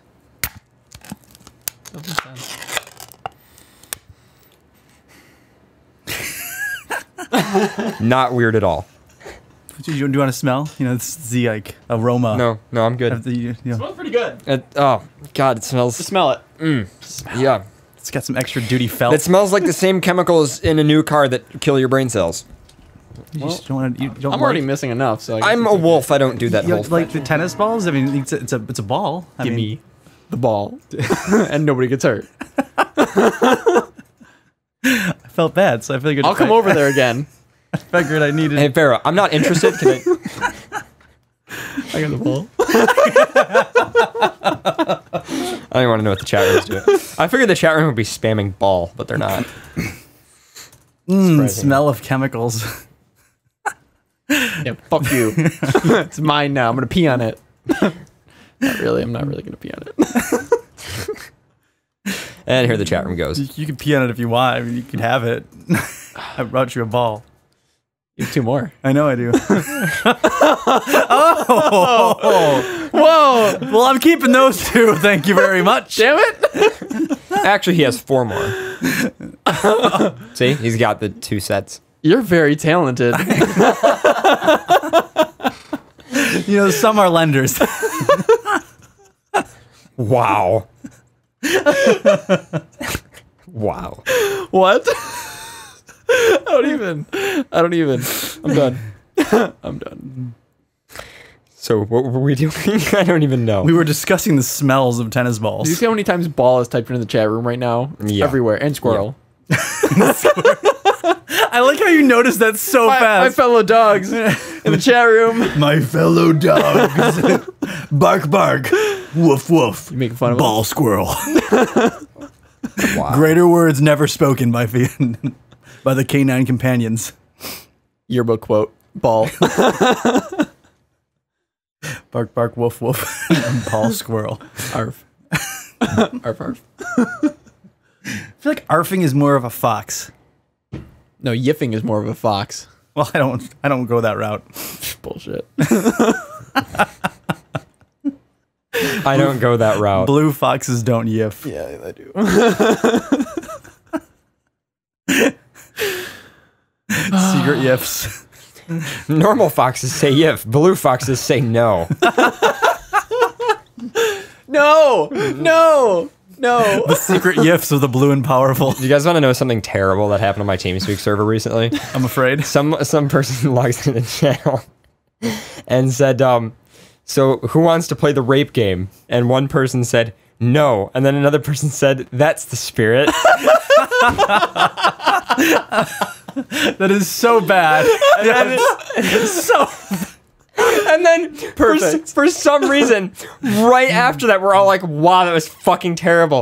This random person joins the room and goes, oh, so, you know, hey guys. And then another person who was already in the room goes, so how was sex in the carousel? And the person who joins goes, you know, it had its ups and downs. And I'm like, fuck all of you. I was so done. I was like 6 people disconnected after that. Everybody was just so done. We're done with this. We don't even care. It was just. I feel like sex in a carousel would not be that fun. How was sex in a carousel? It had its ups and downs. But it was said so casually though. It was so casual, and then the only thing you heard after that was user has disconnected from your channel. It was great. You did that very well. By the way. What? Have you been practicing? Because I honestly I use TeamSpeak regularly. That was like almost perfect. Buddy has entered your rectum. User has disconnected. I've never ever been on TeamSpeak. Yeah. Paradox, make a voice pack for Team. Make a voice pack for TeamSpeak. Oh man. Can you make voice packs? Yeah, you can edit all the sounds. Everything about TeamSpeak is modified. You can modify the interface, modify the way the server handles server query. You can modify everything. It's really cool. To be off topic for another brief moment, I think the funniest part was me logging into the TeamSpeak servers and people going absolutely nuts. Like, what the fuck? You didn't even say anything for like forever. Yeah. So guys, Pharaoh joined the TeamSpeak server that I go on, and everybody went fucking nuts because, of course, everybody in the TeamSpeak server knows about FurCast. So it was great. People were like, "Why are you here?" Like people were confused. My favorite thing is we have a hashtag for the TeamSpeak server on Twitter for all the ridiculous, like, out of context quotes that happen. And some person just screenshots your name in the TeamSpeak server and tweets, "Oh my god, oh my god, oh my god," with the picture attached of you in the TeamSpeak server. It was so great. It's been a very rare occurrence. It has been You joined on a really crazy night too. It was a pretty insane night then. It was great. Oh man, it's the nipple guy. I stole that AC. Never again. So how do you want to handle the email theme? You just want to play the beginning part? Sure. All right, cool. Where has all the good mail gone, and where are all the fans? Where's the streetwise fursuits to fight the rising spam? Isn't there a white knight upon a centaur steed? Damn it, Cart. Late at night, I toss and I turn and I dream of what I read. All right, that's it. You should have just a flash to the end and just do what's it called? The need. We need an email? Yep. We need an email. There we go. Perfect. Our shitty email theme. It's great. Aren't you glad? I'm not sure. You still need to process the high-pitched one where we're like, no, you're like, you have to do high-pitch. Do you remember when I played the preview of that on the show? We played it when we talked about it. I know we did. Yeah. And it sounded freaking hysterical because I still love the backstory of that. We should have recorded ourselves making it because we were ridiculous in here. It was pretty great, yeah. Anyhow. You want me to go first? I'm assuming you want me to go first. I'm probably going to go first. Yeah, sure, go first. Do you have one ready too, or no? I will get one ready while you're reading. Okay. Updates on asexuality. I actually read this while I was at work. And we have an asexual group on TeamSpeak, and only Pharaoh's in it. We have groups for everything on our TeamSpeak server. You know what's funny is there's other TeamSpeak servers around, like SoFurry has a TeamSpeak server and everything like that. And all the TeamSpeak servers kind of know a little bit about the other ones. And my TeamSpeak server is known for having a lot of zoo files on it. You're weird. It's literally what we're known for. It's pretty great. It's pretty great. I see it again. You're weird. Dear FurCast, hello, and hope everyone is enjoying themselves. I wrote in before, and I had my email read out replacement blue under that rather silly title. Sorry. And I am asexual. Can you guys help? Nope. Yeah, Pharaoh's real good at helping with that one. He knows exactly what to do. Pharaoh, offer some advice. Help, please. Asexual porn is all the rage. I deliver pizzas, and it turns so many asexuals nowhere. Wow, that's hot. I have a raging boner right now. Oh, Oh, I have a raging softie right now. 0 to 100. Back to 0. Oh, I'm losing horniness. Yes! and it's gone. You don't understand how fast that would be. That would be like a rocket ship penis. It would fall off 0 to 100, back to 0. I don't even think that's in humanly like a second. Think about like completely soft, completely hard, completely soft in like a snap. This is a great conversation. Just saying. That'd be scary. That's like alien shit right there. Like a chest burster. You'd probably get hurt. Well, I mean, I don't know. yeah, that's why some people dial 999 in the UK. Watch your speed. My husband's dick hurt me. We got hurt. Wow. I'm not even going there. Wow, exactly. I'm done. Wow. Wow. So, what was I going to Tribute. say? I mean, there are prehensile penises. There are prehensile penises, though. So, I mean, that could...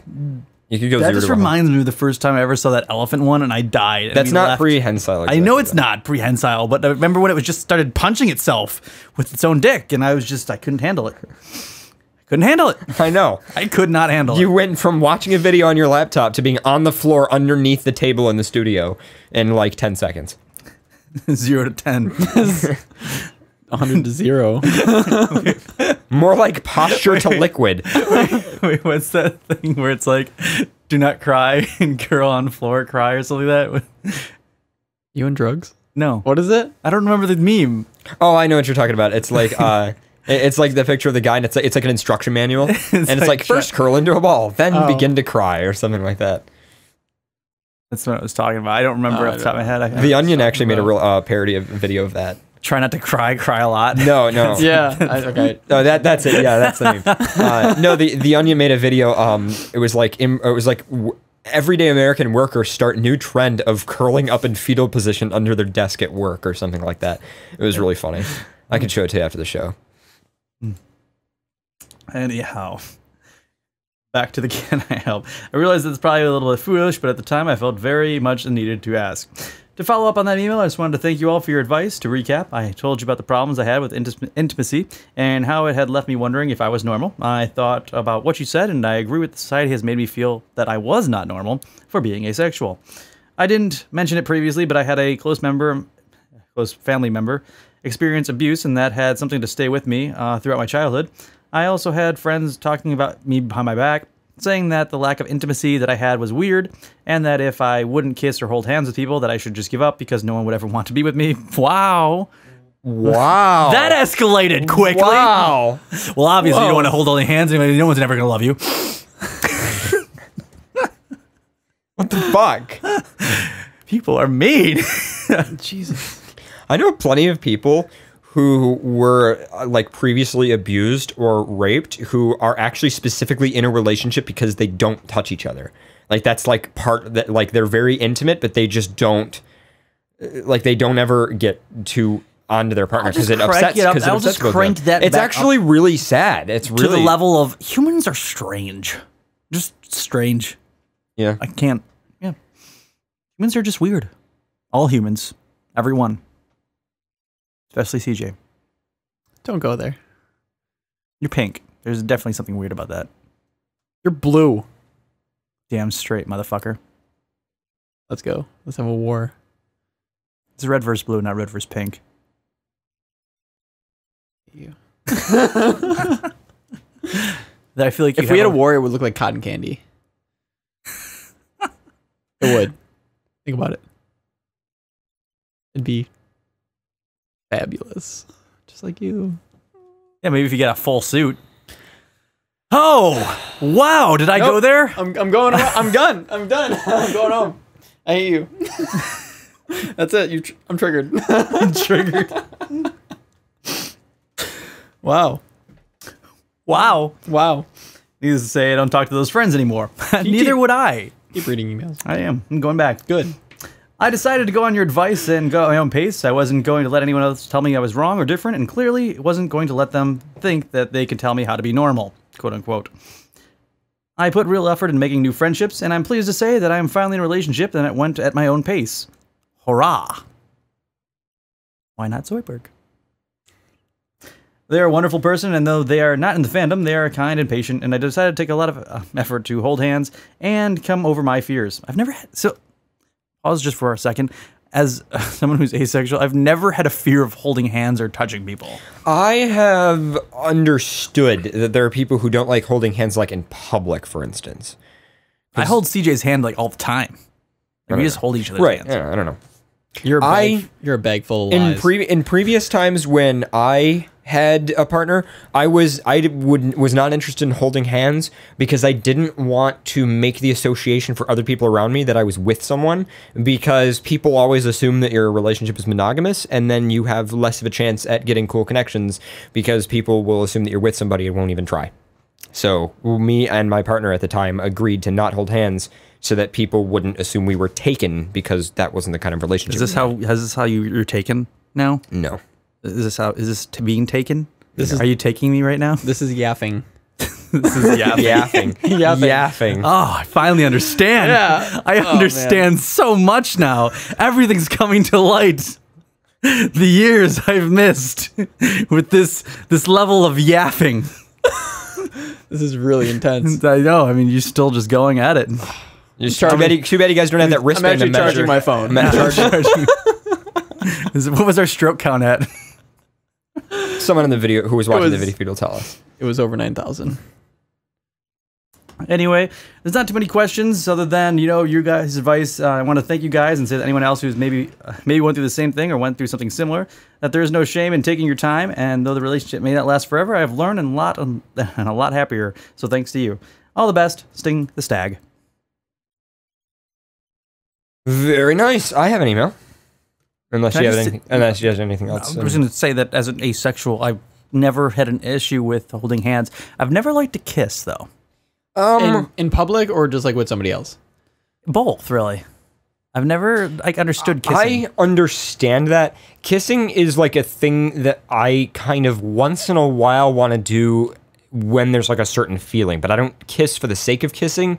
And I also don't like it when I'm not expecting it to be like a really crazy, deep, intimate kiss, and then it kind of happens out of nowhere. Like, I don't know. What is it with the tongue deep fucking your mouth? Well, there's actually a lot of biological reason for that. It's just simply that I'm not into it. And a lot of people aren't. It's very common. Do explain, because I don't understand the biological. Again, I guess we're having the asexual moment here. Wait, so you don't understand the so it actually stems from really ancient, like almost caveman days. It's believed, at least it's believed. This is kind of like suck face. The theory behind it. No, it's actually before there was like baby food or processed food, mothers would chew food and then give it to their babies. Like a bird.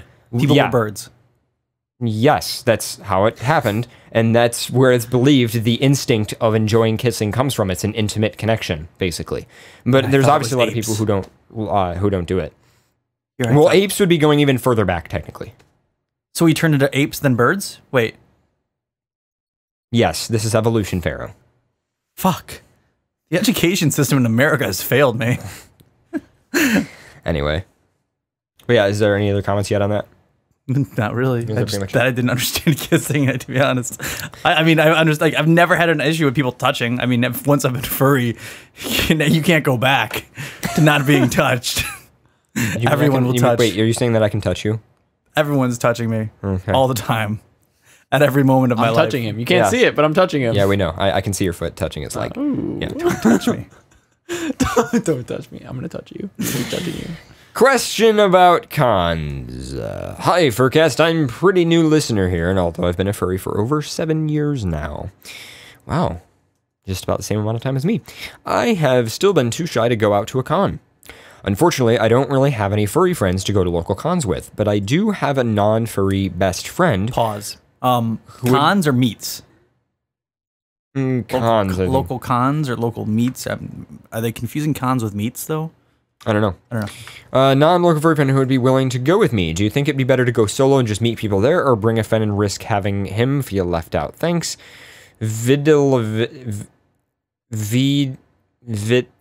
VIVALDIST. Sanguine. SANGUINE. Sang. Do you need help?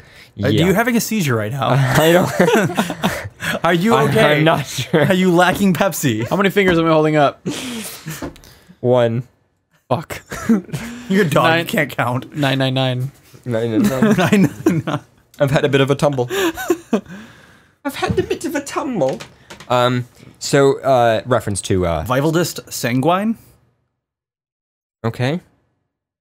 Thanks, Pharaoh, for helping me out when I was in pain. I thought you were stroking out for a second. I didn't know you were in pain. If I knew you were in I'm pain. glad to know that if I was actually having a stroke, you wouldn't help me. That's the way it's going Well, on. obviously I would recognize it because I just asked you if you were having a stroke and you said no, so I cared about you in that moment. I think there's logic behind that. You're capable of love? Logic, not love.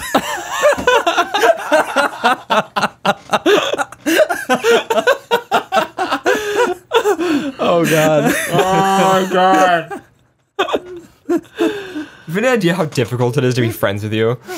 I've heard many people say that many times. All right. Story of my life. Fucking silly string all over my... There's still silly string inside the connectors I of will that, by the cut way. you. My shirt's permanently scarred. Yes, it is. I've just concluded that. I'm sorry. I didn't know the weaponized. I didn't know the weaponized capabilities of silly string. Weapons of mass destruction over here. You owe me. I want to kiss. Nope. Well, not friends anymore. Okay. Wow. I guess I'm that easy to get rid of. I'm done. I'm done. Wall.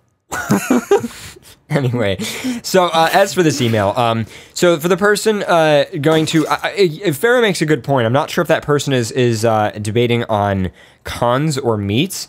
Meets are a lot easier to go to than cons in some ways, because you don't have to register or deal with any of that. My question is this: do you have any furry friends online that are going to the con? Because if you're having friends online, then you know it's still pretty decent. I would recommend going with the local fur, but here's the thing: I go with local furs to cons every time I go to a con, but I don't hang out with them the whole time or even room with them. We just go together. Sometimes we might room together, but most of the time I'll go to the con and like CJ, like I've ridden with you to cons and then I don't see you for the entire con because you hang around a completely different social circle from me. I'll pretty much see you like Monday morning. Like, hey, right. time to go You'll home. see me like when the con's over and it's like, oh, hey, how's the con, you know? And so that's the thing, like just because you're going with somebody doesn't mean you're forced to like fit in with them or hang out with them. Like chances are they're going to see other people that they know as well. So that's one thing there. It definitely doesn't hurt to go with people, especially because you end up traveling a long distance and it's generally safer to travel with people. And it's also nicer when you're trying to figure out parking and figuring out the hotel room and figuring out all of that. But I mean, you know, I have had times where I ride with a con to people who I don't hang out with, room with people that I don't hang out with, and spend the entire first day dealing with stuff with people that I don't hang out with. And then the rest of the con is all other people that I do. So it just depends. What's funny is I don't know how many cons I've gone where me and CJ have not roomed together. For no reason other than everyone. This is the first. I go to multiple cons where I don't room with Pharaoh because Pharaoh, has a different way of socializing than me. So like we don't like that's the thing. Just what? You're giving me a weird look. No, I just giving CJ a weird look because you said different ways of socializing, and all I thought was that instance, that party. Oh yeah, the party in our room. Yeah. No, granted, every room I have is a party. Yeah, at every con. And that's why I don't room with you. I have the best parties. None of them was like that one party. Never. That's true, but I have a room where it doesn't take me 15 minutes to get my phone charger at the other end. That one party. Rest in peace. Rest in peace. R.I.P. in peace. Rip in peace. Just rip in peace. Wow. Yeah. Hey, my parties are fun. They're good socializing methods. You know what's funny though? Your parties don't get shut down as quickly as other ones do. My parties never get shut down. The one at AC was awesome. Every party got shut down, and it was like 5 a.m. Like, yo, what are you doing? You're like, yo, we're still partying. I'm like, no, there's no way. There's no way. con like security went through, and you're like, they shut everything down, and I walk in, there's like 50 people in your room. And, you know, the greatest part was like everybody's just like quietly socializing. I'm like, what? This room party, I walked into this room, and I thought that I had walked into the wrong room. And for at least 5 to 10 minutes, I couldn't find Pharaoh. Wait. Because MCFC? Yeah, because I was crouched in a corner. Well, see, here's the thing is, You're crying. It was one of those hotel rooms where there's a door into the adjacent room. So their room party actually took over 2 rooms, and Pharaoh happened to be on the other side. So I walked into our room and thought that I had walked into the wrong hotel room, and I was about to be really embarrassed. Not that it would have mattered considering the shit that was going on in there. But yeah. It was pretty crazy. I'm glad that I don't room with you anymore. I still was very proud at my AC party where every other party got shut down and mine was the only one that was still going. Are you talking about AC now? Or? Yeah. Yeah, no, the one where I walked in, there was like 50 people was at AC. Oh, really? It was like AC, 5 okay. a.m. and like every party got shut down. I walk in his and there's like 50 people just sitting, drinking, just quietly. I'm like, whoa. What was funny was like, I think at one point where like all these people started coming down like to come to my party, and I'm like, whoa, I don't even know half you people. Like, where are you coming from? Like, we were told to come here because this is the party, and I'm like, yeah. For people I know. I was like, and then it was like, and people were in the party were like, I could vouch for them. I was like, they're fine. They can come in then. But like, there was like, so the thing was, what was it? Gail's party where like everyone left all of a sudden. Well, yeah, but that was because it turned into like an underwear party and she didn't want it to be. Oh, you remember that? That's why. That was the one night. Then there's the other night where the police came and shut everything down, but I was still going. Not the police, the hotel. Yeah, that's what I meant. Yeah. Okay. Big difference. Whatever. Hotel? Yeah, there's sometimes police. Maybe. During a party, anyone that wants to shut you down, they're always the police. I forget what con I was at where the hotel security came up and joined the party. I'm trying to remember what that was. That happened at Apocalypse. It was for Apocalypse that happened? I remember. Well, for me at least. I know it happened there. Yeah. I know there was actually like, you know, several security team people who like walked into the party and they were like, what's going on, guys? And everybody's like, oh shit. And they're like, oh, don't worry about it. Yeah, pretty much. Yeah. Never again, Everclear. Never again. 4 weeks. It's going to happen. Never, ever. I just Clear. realized that con is in 4 weeks, and that's really, wow. FE's next 2 weeks. 2 weeks for FE. Oh, man. We were reading emails about cons. And We then were. I read an email. So do you have an email now that you wanna read? Of course she doesn't yet, but that's okay. No, because we were reminiscent of con stories and things happened. Talked about parties. Things. We did. I like parties. There's a party in my pants. Oh my God, really? Wow. How many strokes does it take to get in? We need to invent this. We need to invent It's a got to be a device. thing. You know what's terrible is people would buy it. People would buy it. I'd buy it. Especially Americans. I'd invent it and then buy it. Just because. Without a doubt in my mind, I know Americans would buy it. So on the topic of cons. Cons. Dear FurCast, love your show, blah, blah, blah. Canada, blah, blah, blah. Cold, blah, blah, blah. Wow. I don't know. I think we are colder than Canada right now. Right, we are. Yeah. It is. I don't know why. It shouldn't be. Buffalo, New York. Buffalo. I was looking to go to my first furry con. Sometimes within the next couple of years, things might change in that time. Things change. Things happen. You don't know. I mean, Pharaoh came out as not being normal. So, you know. I never came out as not being normal. I just never was. I never. Pharaoh's actually locked in the closet. He can't come out of the closet. Oh, it's a lovely 7 degrees outside. Fahrenheit. You have to say Fahrenheit. Feels like -2 It Fahrenheit. feels like -2. That's lovely. I great. love my negative weather that I have here. -2 Fahrenheit. Wow. Well, I woke up this morning and I got in my car and it was 1 degree. So I was like, oh, great. At least they gave us 1. That's all I could think of in my mind. And that's the only reason why I laughed when I got outside in the morning. I was like, well, at least we have 1. It's better than 0. That's what I felt like. 1 is better than none. Or negative. You are missing 2 degrees. Wow, you're good at dog mathing over there. Shut up. I have a ball. Fuck you. Anyway, I hope you could walk me through some of the important things I might need to know before going to a convention. Also, badges. I'm not sure I understand the concept of why and what they mean and where they come from or what they're even for. Anyways, thanks a lot, and as always, love your stuff. Yours truly, Shing. That is totally weird. Badges. They're your reputation. I wouldn't know, honestly. They're your ticket. Actually, when you walk in the door, you actually get judged. There's a lot of judgment. It's either Kage or one of Kage's minions actually judges you and rates you 1 out of 10. And if you get lower than a 6 on your badge, then you can't enter. Yeah, that's how it works. Yep, that's how it works. But that's how you needed to join the fandom. You need at least 1 badge. Like that's like your startup. That's like level 1. It's kind of like the whole Fight Club thing where you can't talk about it, but then Fight Club expands. So it's like, how does it expand if you can't talk about it? It's one of those things where it's like, how do you get a badge? Because you can't be a furry unless you have a badge, but you have to, in order to try to be a furry, you have to get a badge, but you can't because you're not a furry. So it's like, you know, it's one of those things where no one really knows how the badgeception. Yeah. A badge within a badge within a badge. It's like what came first, the badge or the furry? Exactly. What came first, the badge? This is an age-old debate. What came first, the knot or the? Don't go there. Never mind. Go there. Don't go there. Go there. Don't go there. I went there. What? You never. Yeah. Never Yeah. One of my favorite images. Wait, can I just pause for a second? Yeah. That's how you explain it. What? You never. I saw this image on my Facebook recently, and it was used for some kind of political argument, something about, I think it was climate change maybe. But basically it's like some person says like, well, I don't really believe in this because of blah, blah, blah. And then like, it's basically like a comic laid out, and it's just one person that goes, shh, no, it's not that. Oh, it's not that. It's line down, and the person goes, shut the fuck up. That one. Oh my God. I love that one. I hate to go off topic even more, but you know the XKCD article of tech support, and it's like Shulaboop or whatever? Yeah, or where is it? Shibulit. Shibulit. Yes. We had someone call in, my friend behind me, John, who got someone that called it in. It was like talking about XKCD, and I turned to John, I go, oh, Shibulit! Yes!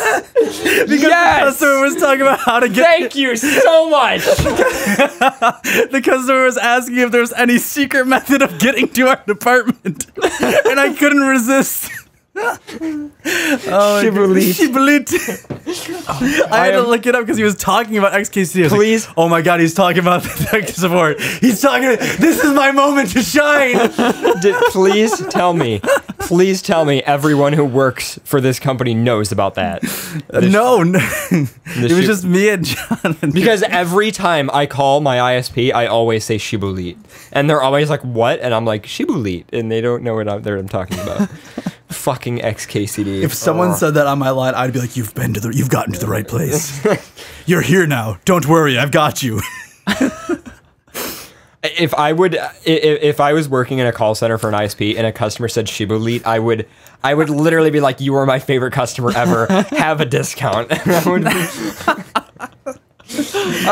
be like, yep, you get a discount. You get a discount. That's beautiful. That is beautiful. So badges. Oh my God. How would you even describe badges? It's pretty much the representation of your persona. It's a good way for why somebody did to somebody link recognize the you. 3D XKCD? Fuck the 3D XKCD. Why would you do that? I mean, there's always that one person that doesn't have a badge, and they come up to you like, "Hey," and you're like, "I don't know who you are." Badges are like the easiest way of identifying whoever's at a con, especially by your fur name or your real name or whatever your name you want to go by, pretty much. Yeah. Otherwise, it's so strange just seeing someone without any badges at all. I have to admit, it's always kind of strange when someone has no badges whatsoever. I a lot of times don't wear any badges other than the con badge because everybody just knows who I am, and I don't want to waste. Like, it's so annoying to wear a lot of badges and stuff. I don't like when people don't wear any badges and then have some weird con badge name. So there's no way I can, like, who are you? It's like, oh, you're plays with titties. Oh, I see.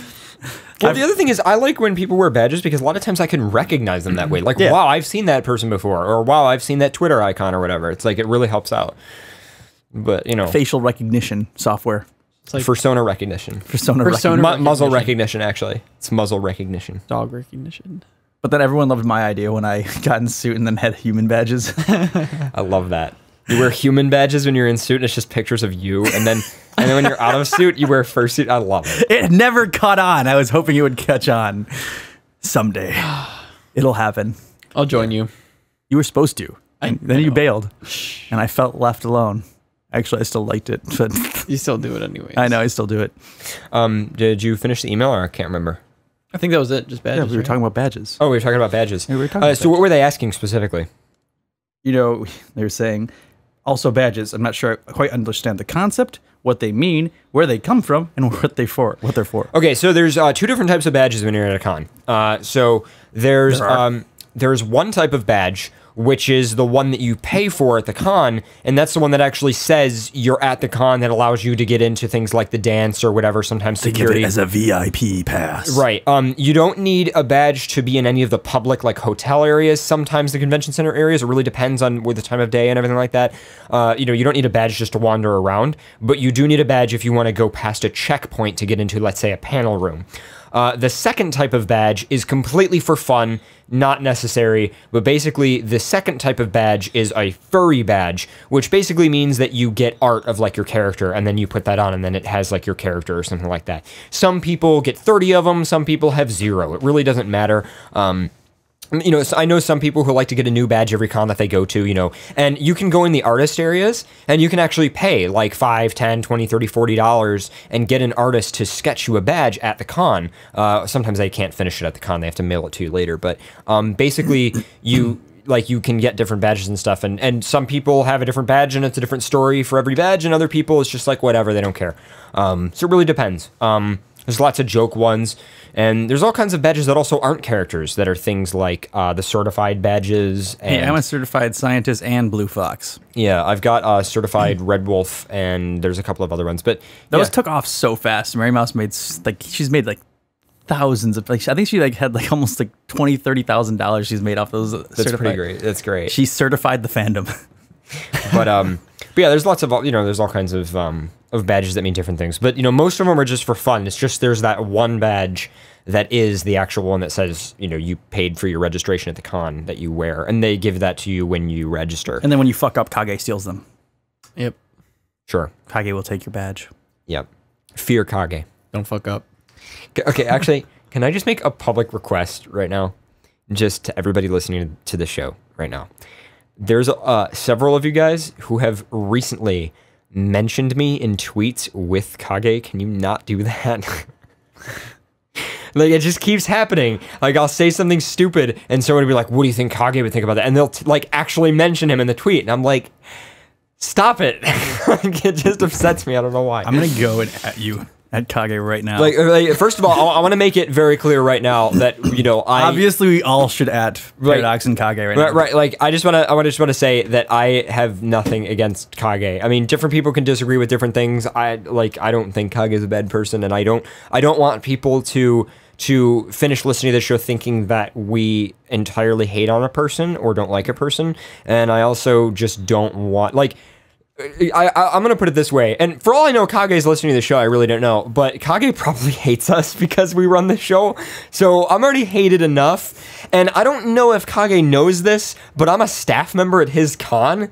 And there hasn't been an issue with that. So I'd like to keep it that way. Because, you know, I'm staff at a con that he runs, so... I would be upset if someone thought I actually disliked, like, or hated someone, because I've never hated anyone. I mean, guys, we joke about it all the time, but, like, you do not... I mean, don't get me wrong, there are plenty of people who do have strong opinions one way or the other.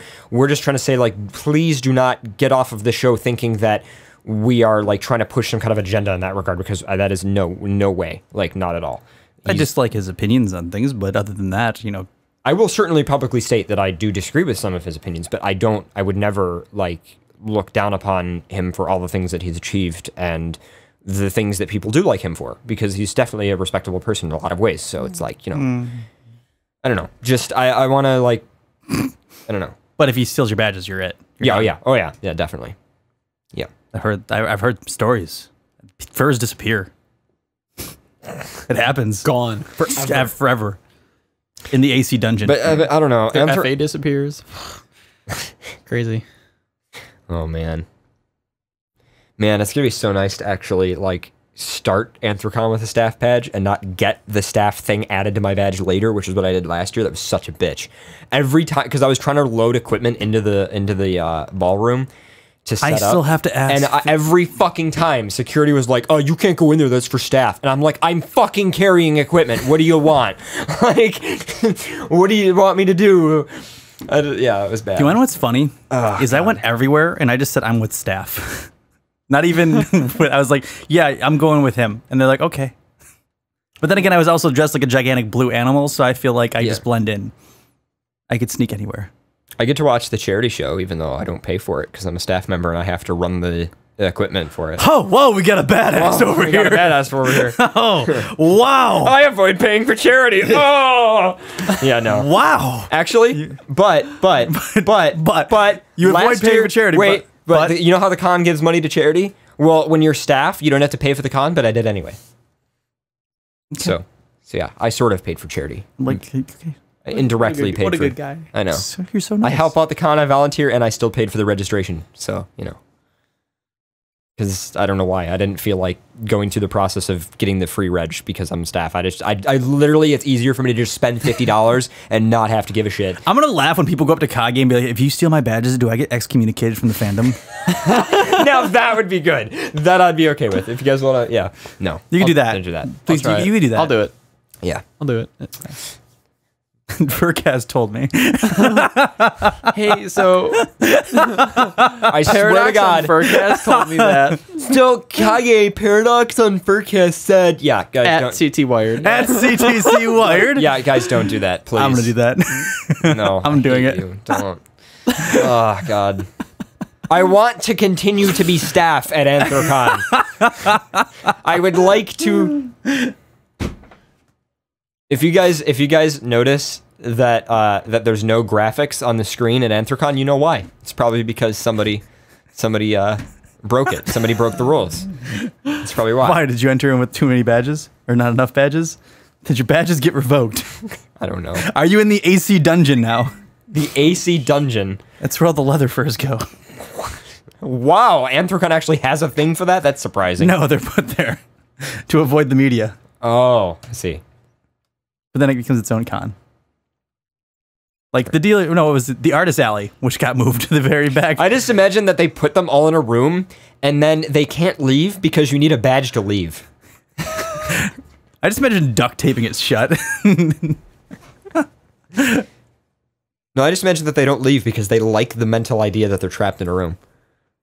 It's attractive to them, so they don't leave because that would disappoint. It would ruin it. It would ruin the high. What? What? No, nothing. What? Nothing. You know, we should segue into one of our other topic sections Okay. and talk about media. Okay. Oh, that's right. You had a thing that you wanted to talk about for that. I think it was last week. I discussed it with you too. Okay. Yeah. Well, we need a segue. Okay. We need a music, just like a segue. A segue? Like, something. What do you want? What do we want me to do? I don't know. Like, initialize something. Okay. All right. Here. All right, so segue. I feel like that's a terrible segue music. This is definitely, I think this is perfect segue music. A person riding a Segway to this music, that'd be great. You should just ended it right there. Okay, so what's your segue? Or what's your topic? I stated the topic. I said media. Furries in the media. Okay, so start. What's your opinion? Get me going. I would say not furries in the media, because that's going panel-wise. Oh, God. I would say, let's not go there. I would say media and the fandom.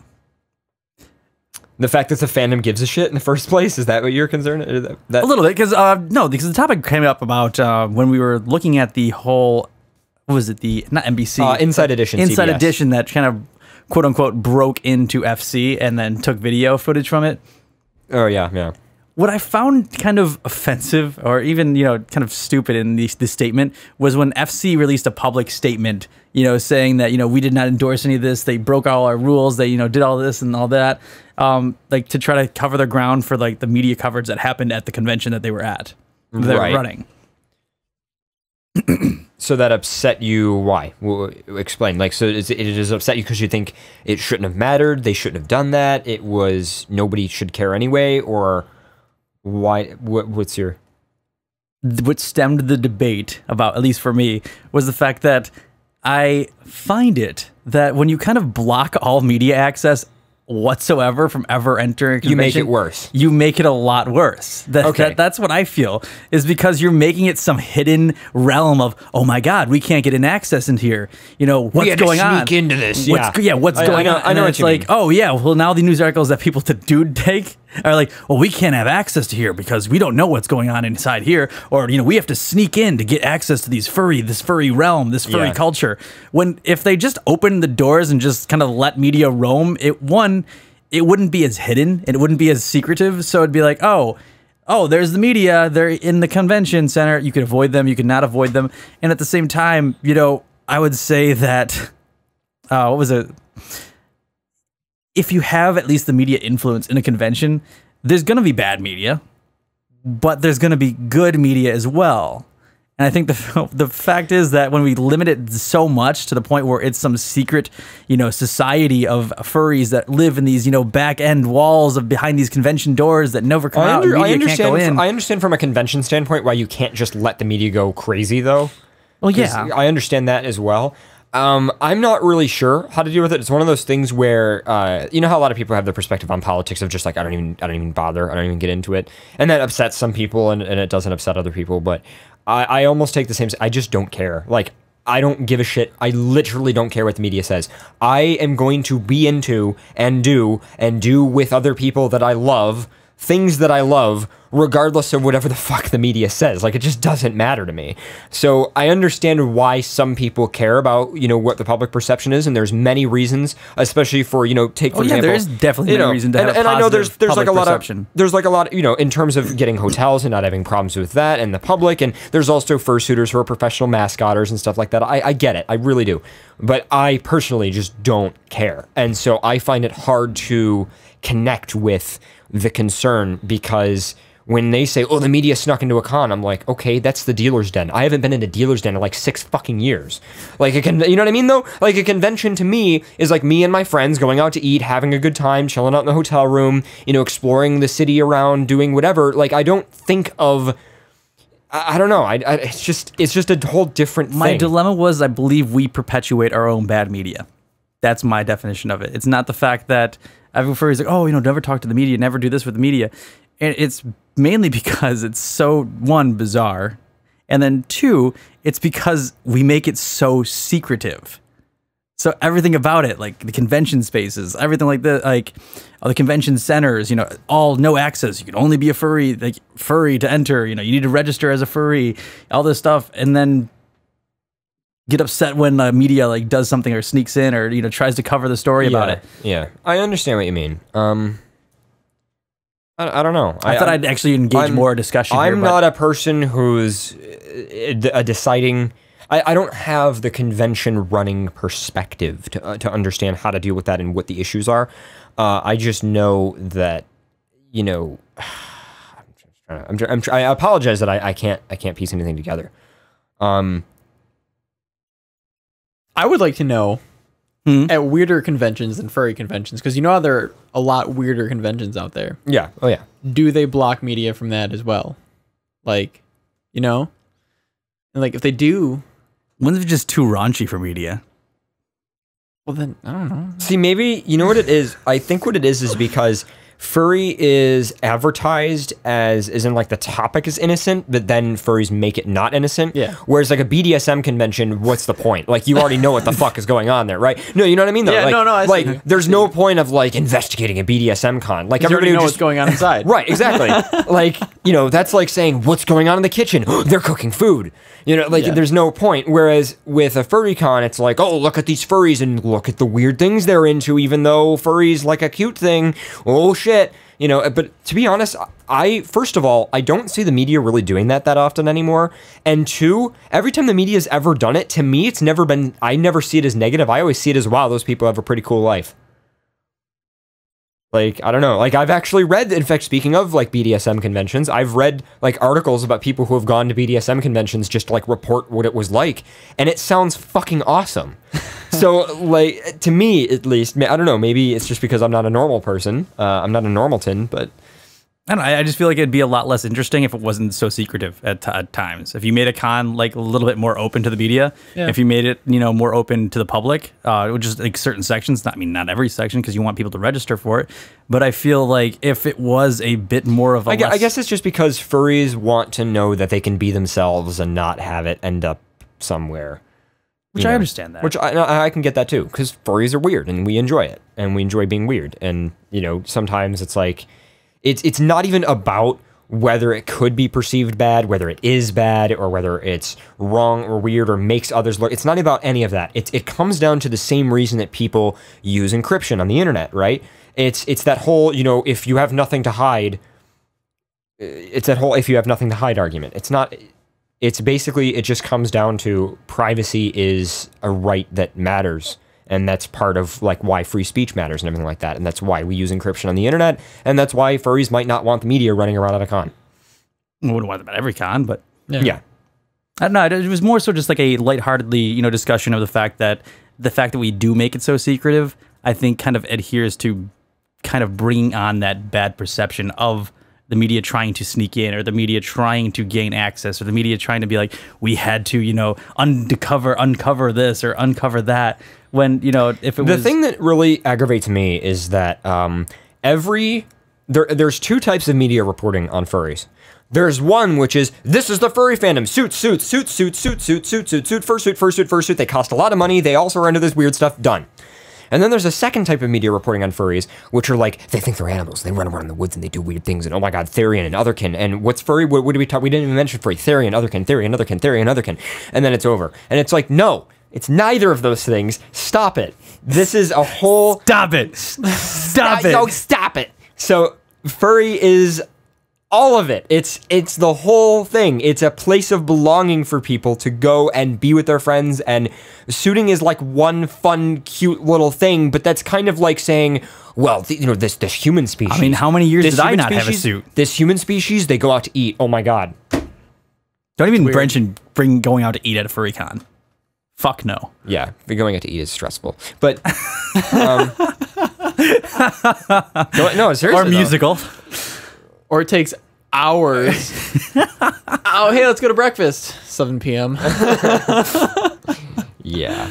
There's a good topic. Trying to eat at a furry con. Yeah, trying to eat out at a furry con is like probably... Although it's been a little bit better. Lately, what me and my friends do is, at the past 2 cons, we'll just make a Telegram group and say, all right, welcome to the Telegram group. You have like 15 minutes to respond. We're going to this fucking restaurant. If you have any other suggestions, type them here. We're going. And remember, we tried that too, and then we got stopped by. It's more so. It's fine when you do that, but it's more so when you get stopped by people at every second of the way. Or like 1 or 2 people in your group get stopped, and you have to stop, and then you get stopped by somebody else, and it just... So then it's like a cycle of like... It's a domino effect, and you just all get fucked. And you're still hungry. And then a lot of people just You're like... still hungry. And then a lot of people are just like, oh, I left my wallet in my room. It's like, why do you do that? Stop it. Like, it'd be different if you're fursuiting, but I know people who are like fully normally dressed. Like, I'll never forget one of my furry friends was normally dressed, and they had a briefcase. I'm not sure why. I think they actually had to do something for work, but they didn't have their wallet with them, and we wanted to go out to eat. And it's like, what the fuck? Like, you have like lawyer attire, and you don't have a wallet? Can I say I've become adaptive to do the kind of adaptive eating? Or just go out to eat and you'll pay them back. It's like we're rooming together. I can lend you $5 to get food. What the fuck? Like, it's so stressful. It is. It is. If you've never been to a convention and you go with friends, you'll understand these stresses. You don't know the struggle. You don't know the struggle. The struggle is real. It gets to a point where you're just like, fuck it, I'm going alone. Yeah, at one point you're just like, I'm so hungry. I need food. I don't care who comes with me. I'm driving. Bye. What was your adaptive eating that you were getting into?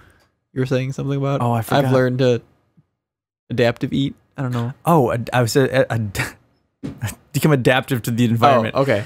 Because I'm not sure if anyone else does it in the studio, but if I go out to like eat someplace, I'll kind of remove some of the furry stuff that's on me to kind of blend in a little bit to the eating environment. See, I don't wear enough furry stuff for that to be a problem. Like the most I ever have to do with is a tail, and that's actually that actually gets a lot of positive reaction from most people. Tails, so yeah. I mean, like more so when people have like 30 badges on them, and they're like all swinging all over the stuff, and they're like trying to like eat their plate, and the badges are all like. Usually, if I go out to eat, I don't remove my shit, but I'll like sometimes like tuck my lanyard like under my shirt, or if I'm like wearing a zip hoodie, I'll just underneath. I'll do the pocket tuck. I usually remove badges when I eat. See, I've run across several highways trying to go out to eat at cons, and after losing so many badges, when the badges are like flapping in the wind, and I'm running across a road, and of Your course furry level's dwindling. Well, no, because then if I get hit by a car, it's roadkill. So actually, that's pretty appropriate. Free food. For some. More. Murr, question mark? Not sure if Murr. Not sure if Murr. I'm going to get someone to commission me that in Fry's face. Yeah, not sure if Murr. Not sure if Murr. Not sure if Murr or... I'm going there. This is happening. Do you guys want to go to music break real quick? What do you think? Okay, wow, just complete silence. No comment. I think that means we're ready for a break real quick. Okay. All right, so real quick, I know, guys, FurCast is FurCast and not our other show, Friday Night Tech. Normally, I don't go that crazy over music, but I just kind of want to promote this artist really quick. This artist has less views on most of his YouTube videos than FurCast does. That's really sad to me and really, really upsetting. I'm very upset. This is an amazing music artist. This guy's name is Will Post. Not only does he actually put videos up where he shows how he does half of his production, but he just, by himself, puts together some of the most amazingly built stuff. Everything from kind of like a progressive house build stuff to all kinds of orchestral and everything. And this is a fantastic track that he put out when he was doing his experiment EPs. And I believe this song was actually adapted again for one of his new albums. But some of the stuff on Will Post's YouTube channel is just absolutely fantastic. And I just don't understand why this music artist doesn't have like 1 million more views. So just putting it out there, fucking amazing music artist, Will Post. You guys are listening to FurCast Live on XPN. We'll be back after a quick, about 6-minute break. That's the wrong song.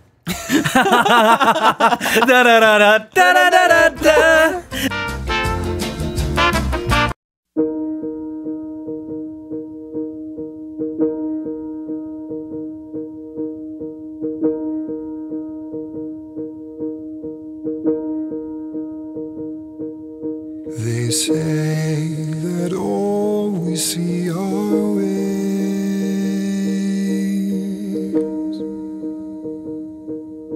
our universe in flow,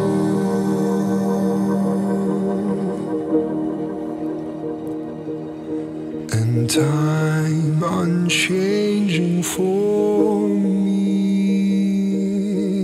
It changes as you go.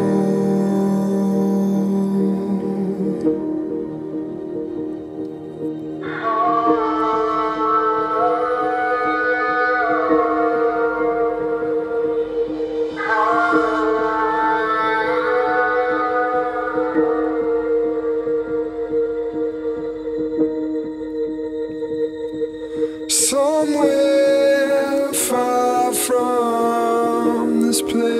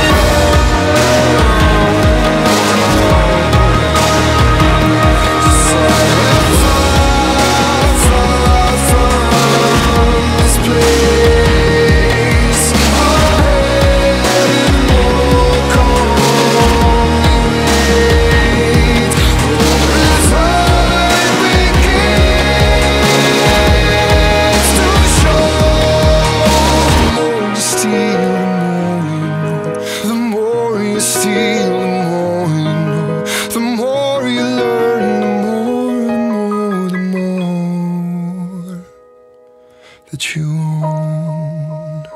You guys are listening to FurCast.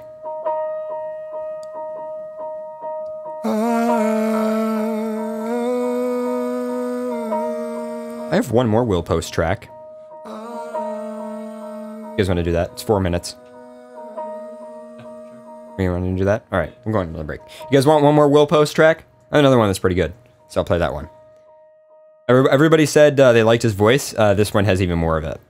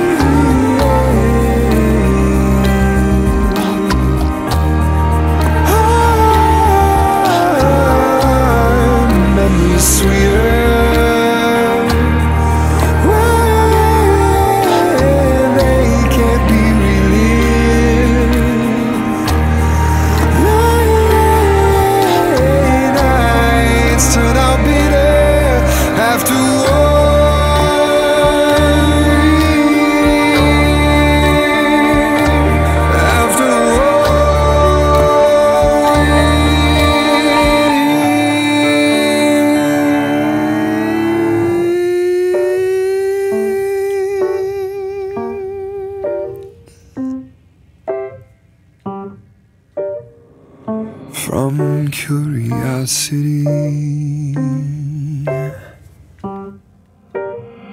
to shiny black rooms,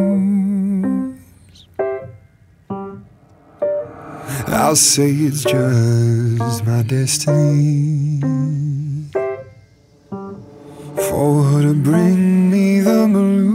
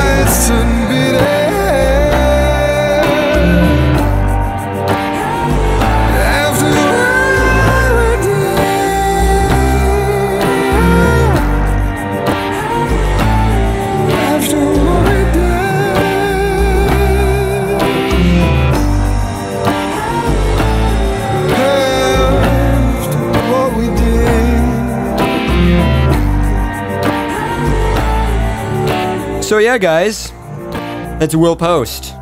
Why the fuck do we have more views than him? That's fucked up.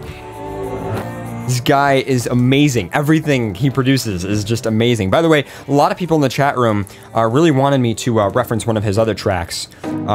This one, Blade. She wonders what I'm doing. This was his original EP, and it's a bit more electronic, but I know a lot of people love this track. Anyway, you guys are listening to FurCast, and we are pretty much back. I find truth in girls when mind is a maze. So what's up? I really enjoyed Poets of the Fall, too. Oh yeah, the music video for that is absolutely insane. They released another one, and it was really weird and really well done, though. The one that I always think of is Carnival of Rust, Yes. the remastered version. I love that one. Love Carnival of Rust. Yes. So good. Like, that was my song for a while. Like, I had to listen to that.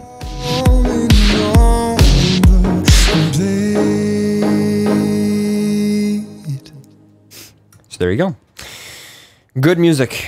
Good music. Like I said, guys, all of this music comes from our other show. We run a whole show on this kind of shit, so you should totally tune into that. It's every other Friday, so it was not last night, but next week there will be one. In fact, next week, the person who designed the graphics that you guys see on the screen, this little lower third thingy that moves, yeah, that's the person who's going to be on the show next week. He's going to be on FurCast as well, I think.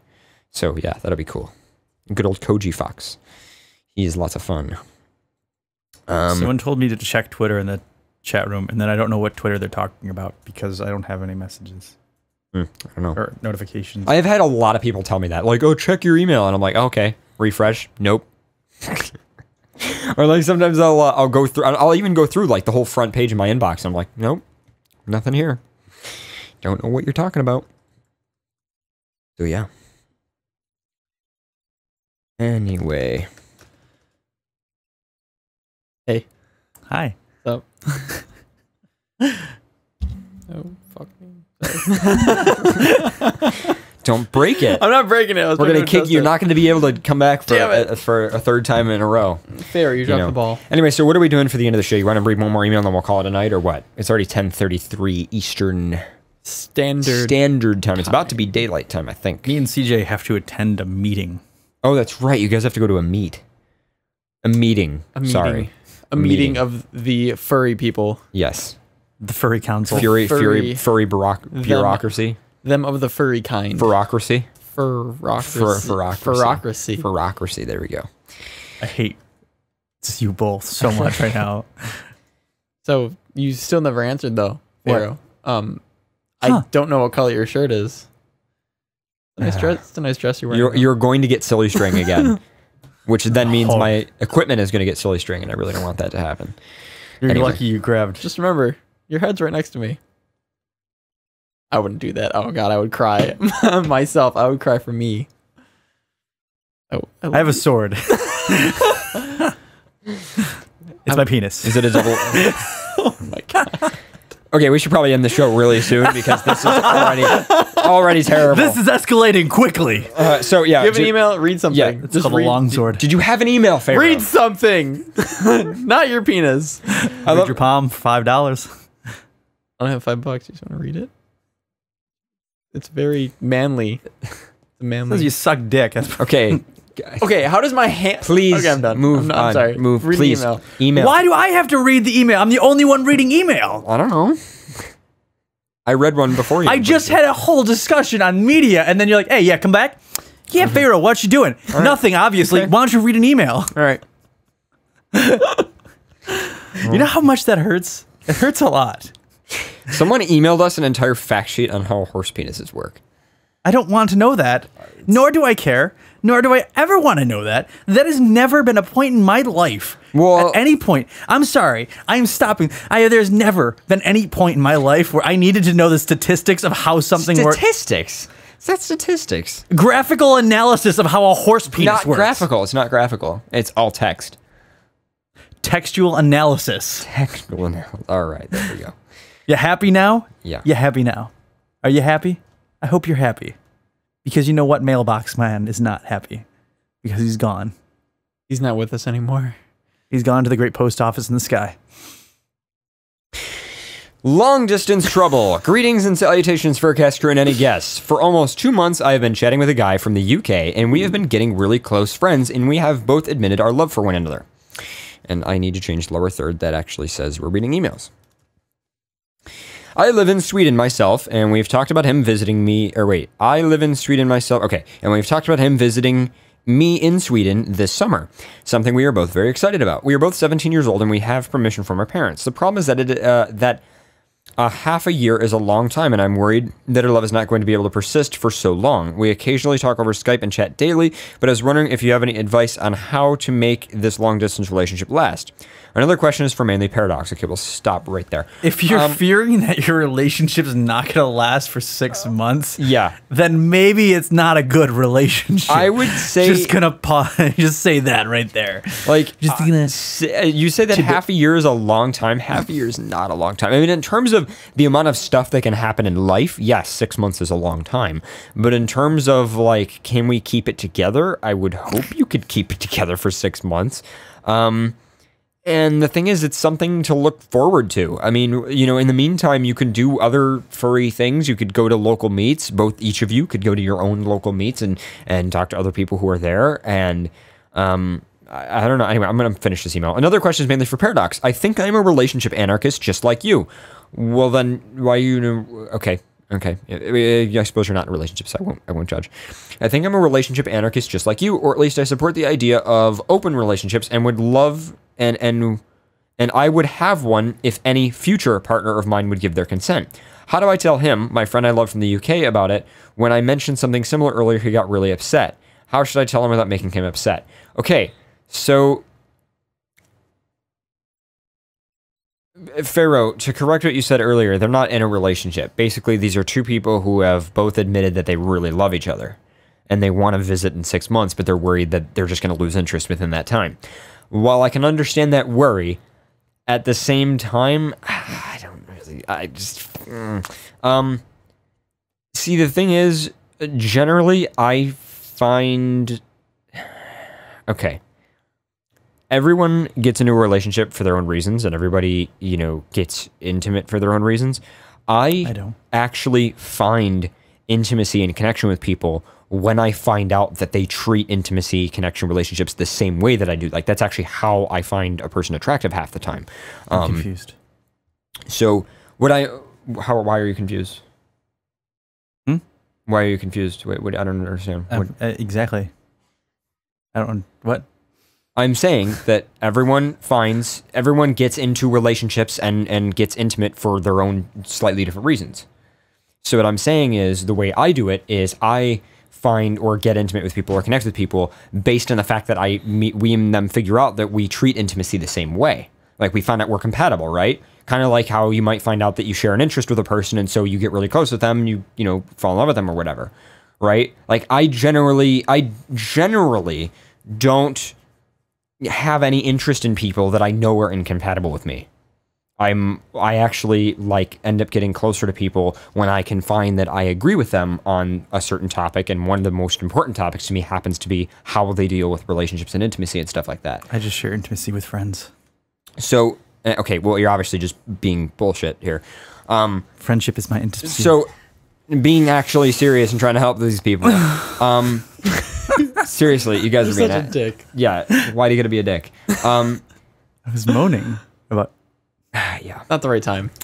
And I know that. So I guess what I'm trying to say is, it seems like you guys like each other maybe because you found each other in a particular way that makes you think you're interested. But I mean, that's one of those things where when you do meet up in real life, that can help to really define that, because when you meet a person in real life, it's generally you learn a lot more about them than it really depends. I mean, there's plenty of people that I've met in real life, and it's like I literally almost forget that I've met them in real life because I've just already known so much about them. But in terms of relationship, in terms of somebody that you want to be close to, in terms of somebody you want to live with, I actually have plenty of friends online that I admit even right to their face that I can't stand them in real life, and I only like them on the internet. To be honest, I feel like a relationship doesn't start though until you meet a person. Like, I could sort of agree. Well, actually, I'm going to disagree with that. You have a start of a relationship online, but I feel like it doesn't really kind of solidify. What do you say? Let's say it's a liquid relationship until you meet a person. Well, it really depends on what kind of relationship it is and what the goal of the relationship is. Because I've met people who actually have a full-time relationship online, only ever online, and that's all they've ever wanted it to be.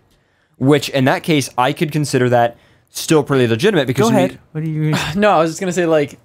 Okay, well, this is obviously our own opinions, obviously, Yes. but like a relationship. Welcome to a talk show. I know. Thanks. Shut up. Jeez, I still hate you.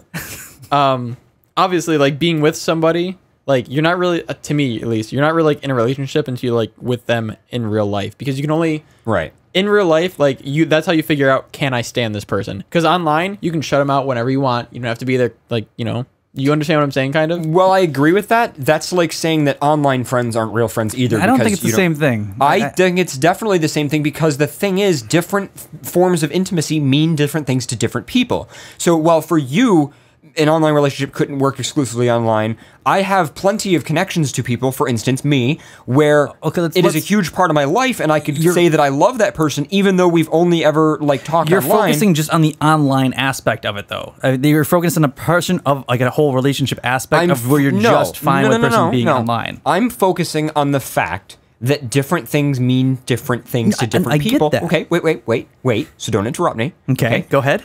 And I'm focusing on the fact.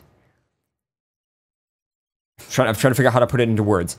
I'm focusing on the fact that although the type of relationship you are going for or that you care about might only be legitimate if you meet them in real life, there are certain kinds of relationships that don't need that or are handled with that a little bit differently. Like I said, there's plenty of people that I am still very close to, even in love with, that I already admittedly, even to their face, know that I don't like them in real life. Okay, then I can honestly say that no monogamistic relationship would ever work. Okay.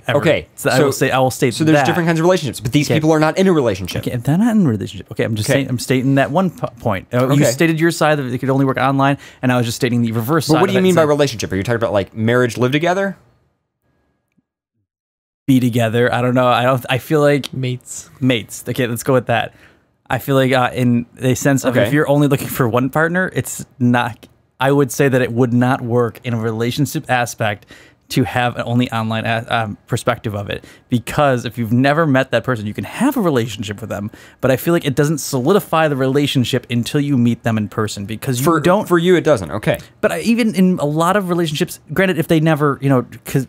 I agree with you, and I'm the same way. I'm just saying that. I'm just saying that in most relationships, whatever you call it, whatever way you associate it, whatever way you're fine with, whatever way it can exist as, I would say under the definition that most I see don't really solidify as a relationship until you meet someone in person. Not for the sense that you have to meet them in person, but because meeting someone in person gives you the real idea of who that person is. I agree with you. I guess the point that I'm trying to make is that I just have so many different fucking kinds of relationships in my life.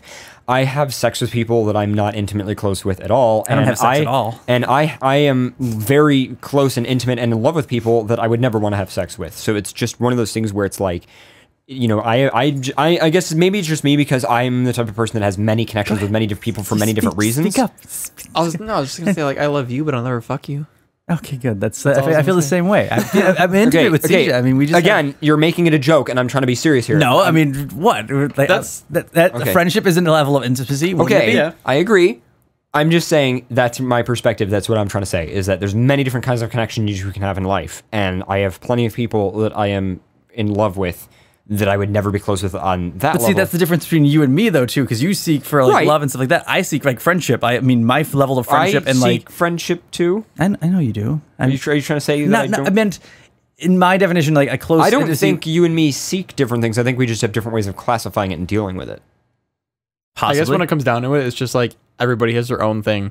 That's what I meant, is everyone has their own thing. And yes, it's true that meeting in real life will help solidify a connection. But that's all it is, a connection. It's not a relationship.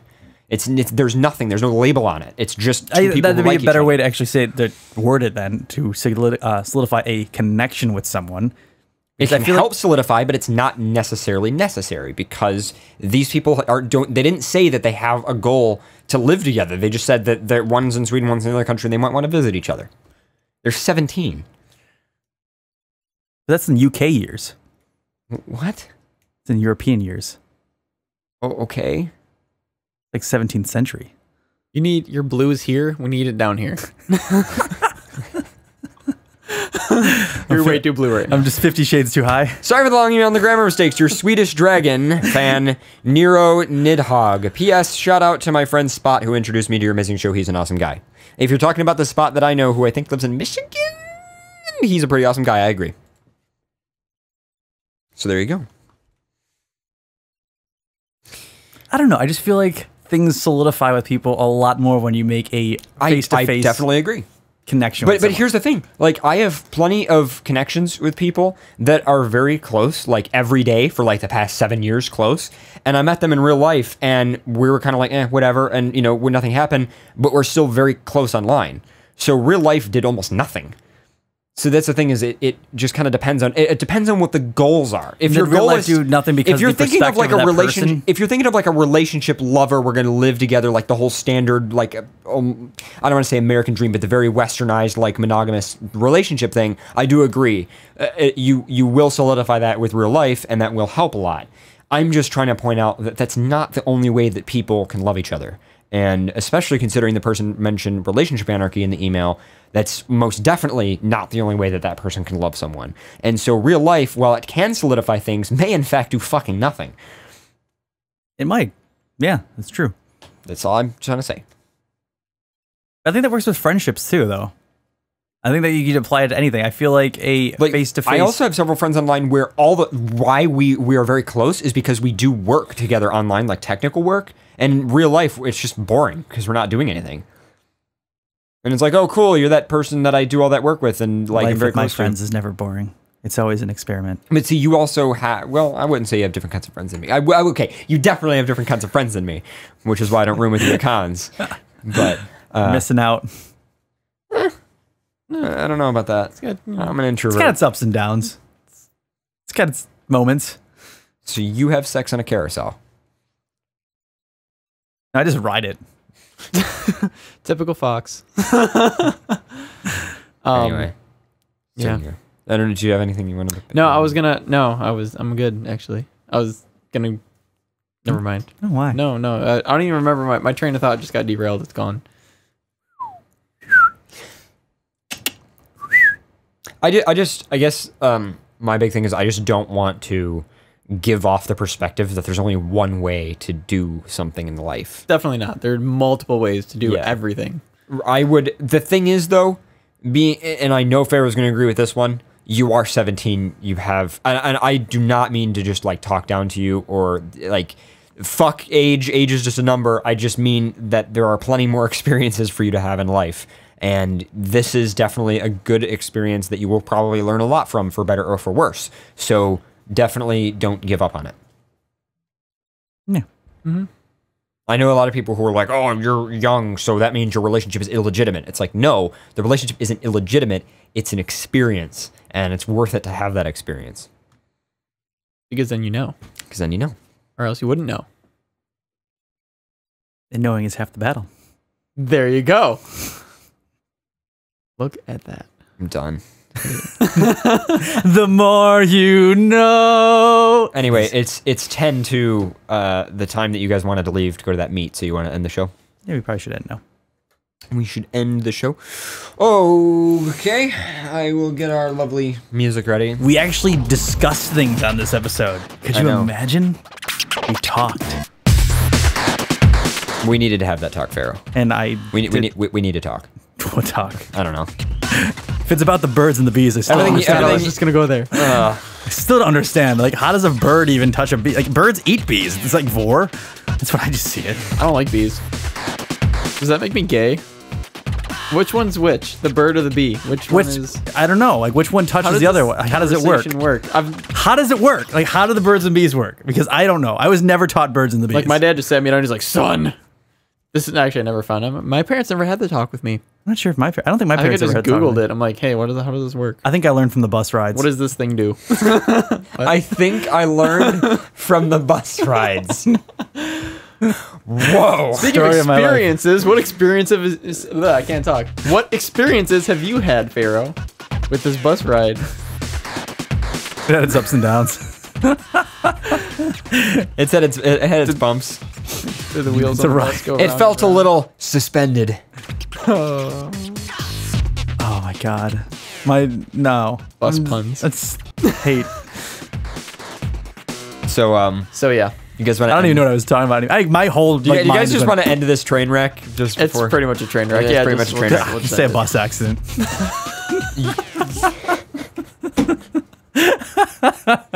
Why does everything have to be so difficult with you? You're dealing with children here. He's dealing with Blue. 50 Shades of Blue.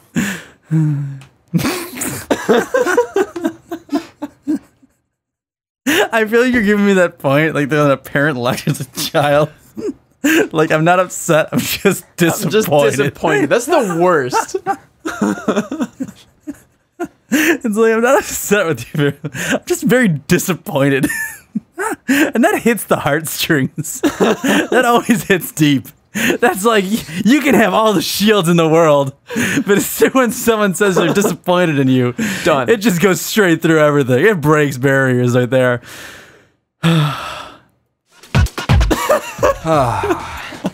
Silence. No comment. You guys okay? I've never been okay. I think I'm okay. I think I'm good. I'm pretty good. You guys are why are you guys listening to some radio show on the internet? Literally don't even know why you guys put yourselves through this, especially every episode. It's torture. I mean, seriously, like furries are into that. They're into that. That's why. Oh my god, I think that's why we have fans. They're into the fact that we torture them. Oh my god, we're getting a lot of 50 Shades of Grey followers. We never move on. FurCast. We never move on to segments. We just tempt them constantly, and they get off to it. Are we 50 Shades of Grey of the podcast world? Never let them finish. Yeah, and we keep doing episodes over and over and over. It just never ends. It's like a complete story? It's like a complete oh my god! Why don't the never-ending story? No. You always have to turn it into something that's just nope. What about the song that never ends? It goes on and on, my friends. And some people started singing it, not knowing what it was. You guys are, for some reason, listening to singing it forever, just because. Can we end this? Can we do this? I'm ready. I'm ready too. This is the song that never ends. It's just the show that never ends. It goes on and on, my friend. I've been your host of this Union Paradox, Red Wolf. I have been your very troublesome Blue Fox host, Pharaoh. I've been your guest. Pink dog thing over there. CJ. By the way, there's no Maestro Pause tomorrow. It's canceled, but there will be one next week. We'll have all 3 shows next week. So yeah. I'm a bad influence on Rest people. in peace, my shirt.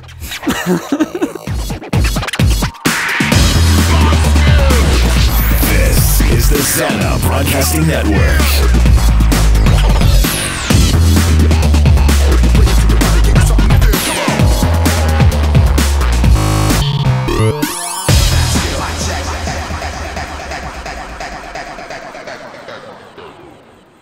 Oh, Okay, shit. I actually fucked up that jingle cue, so It's can we do okay. that one more time? You probably should, because I forgot to do one more thing. What?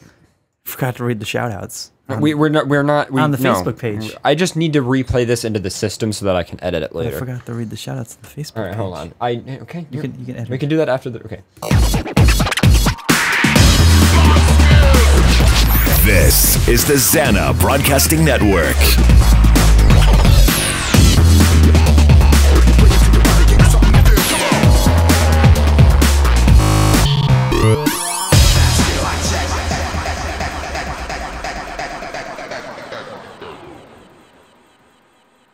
There we go. Now I can worries, stop there all aren't the none. recordings.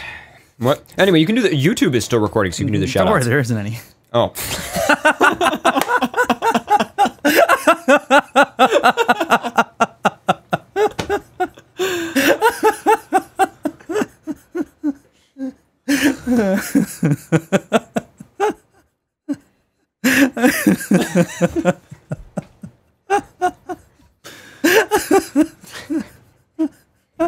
I hate you.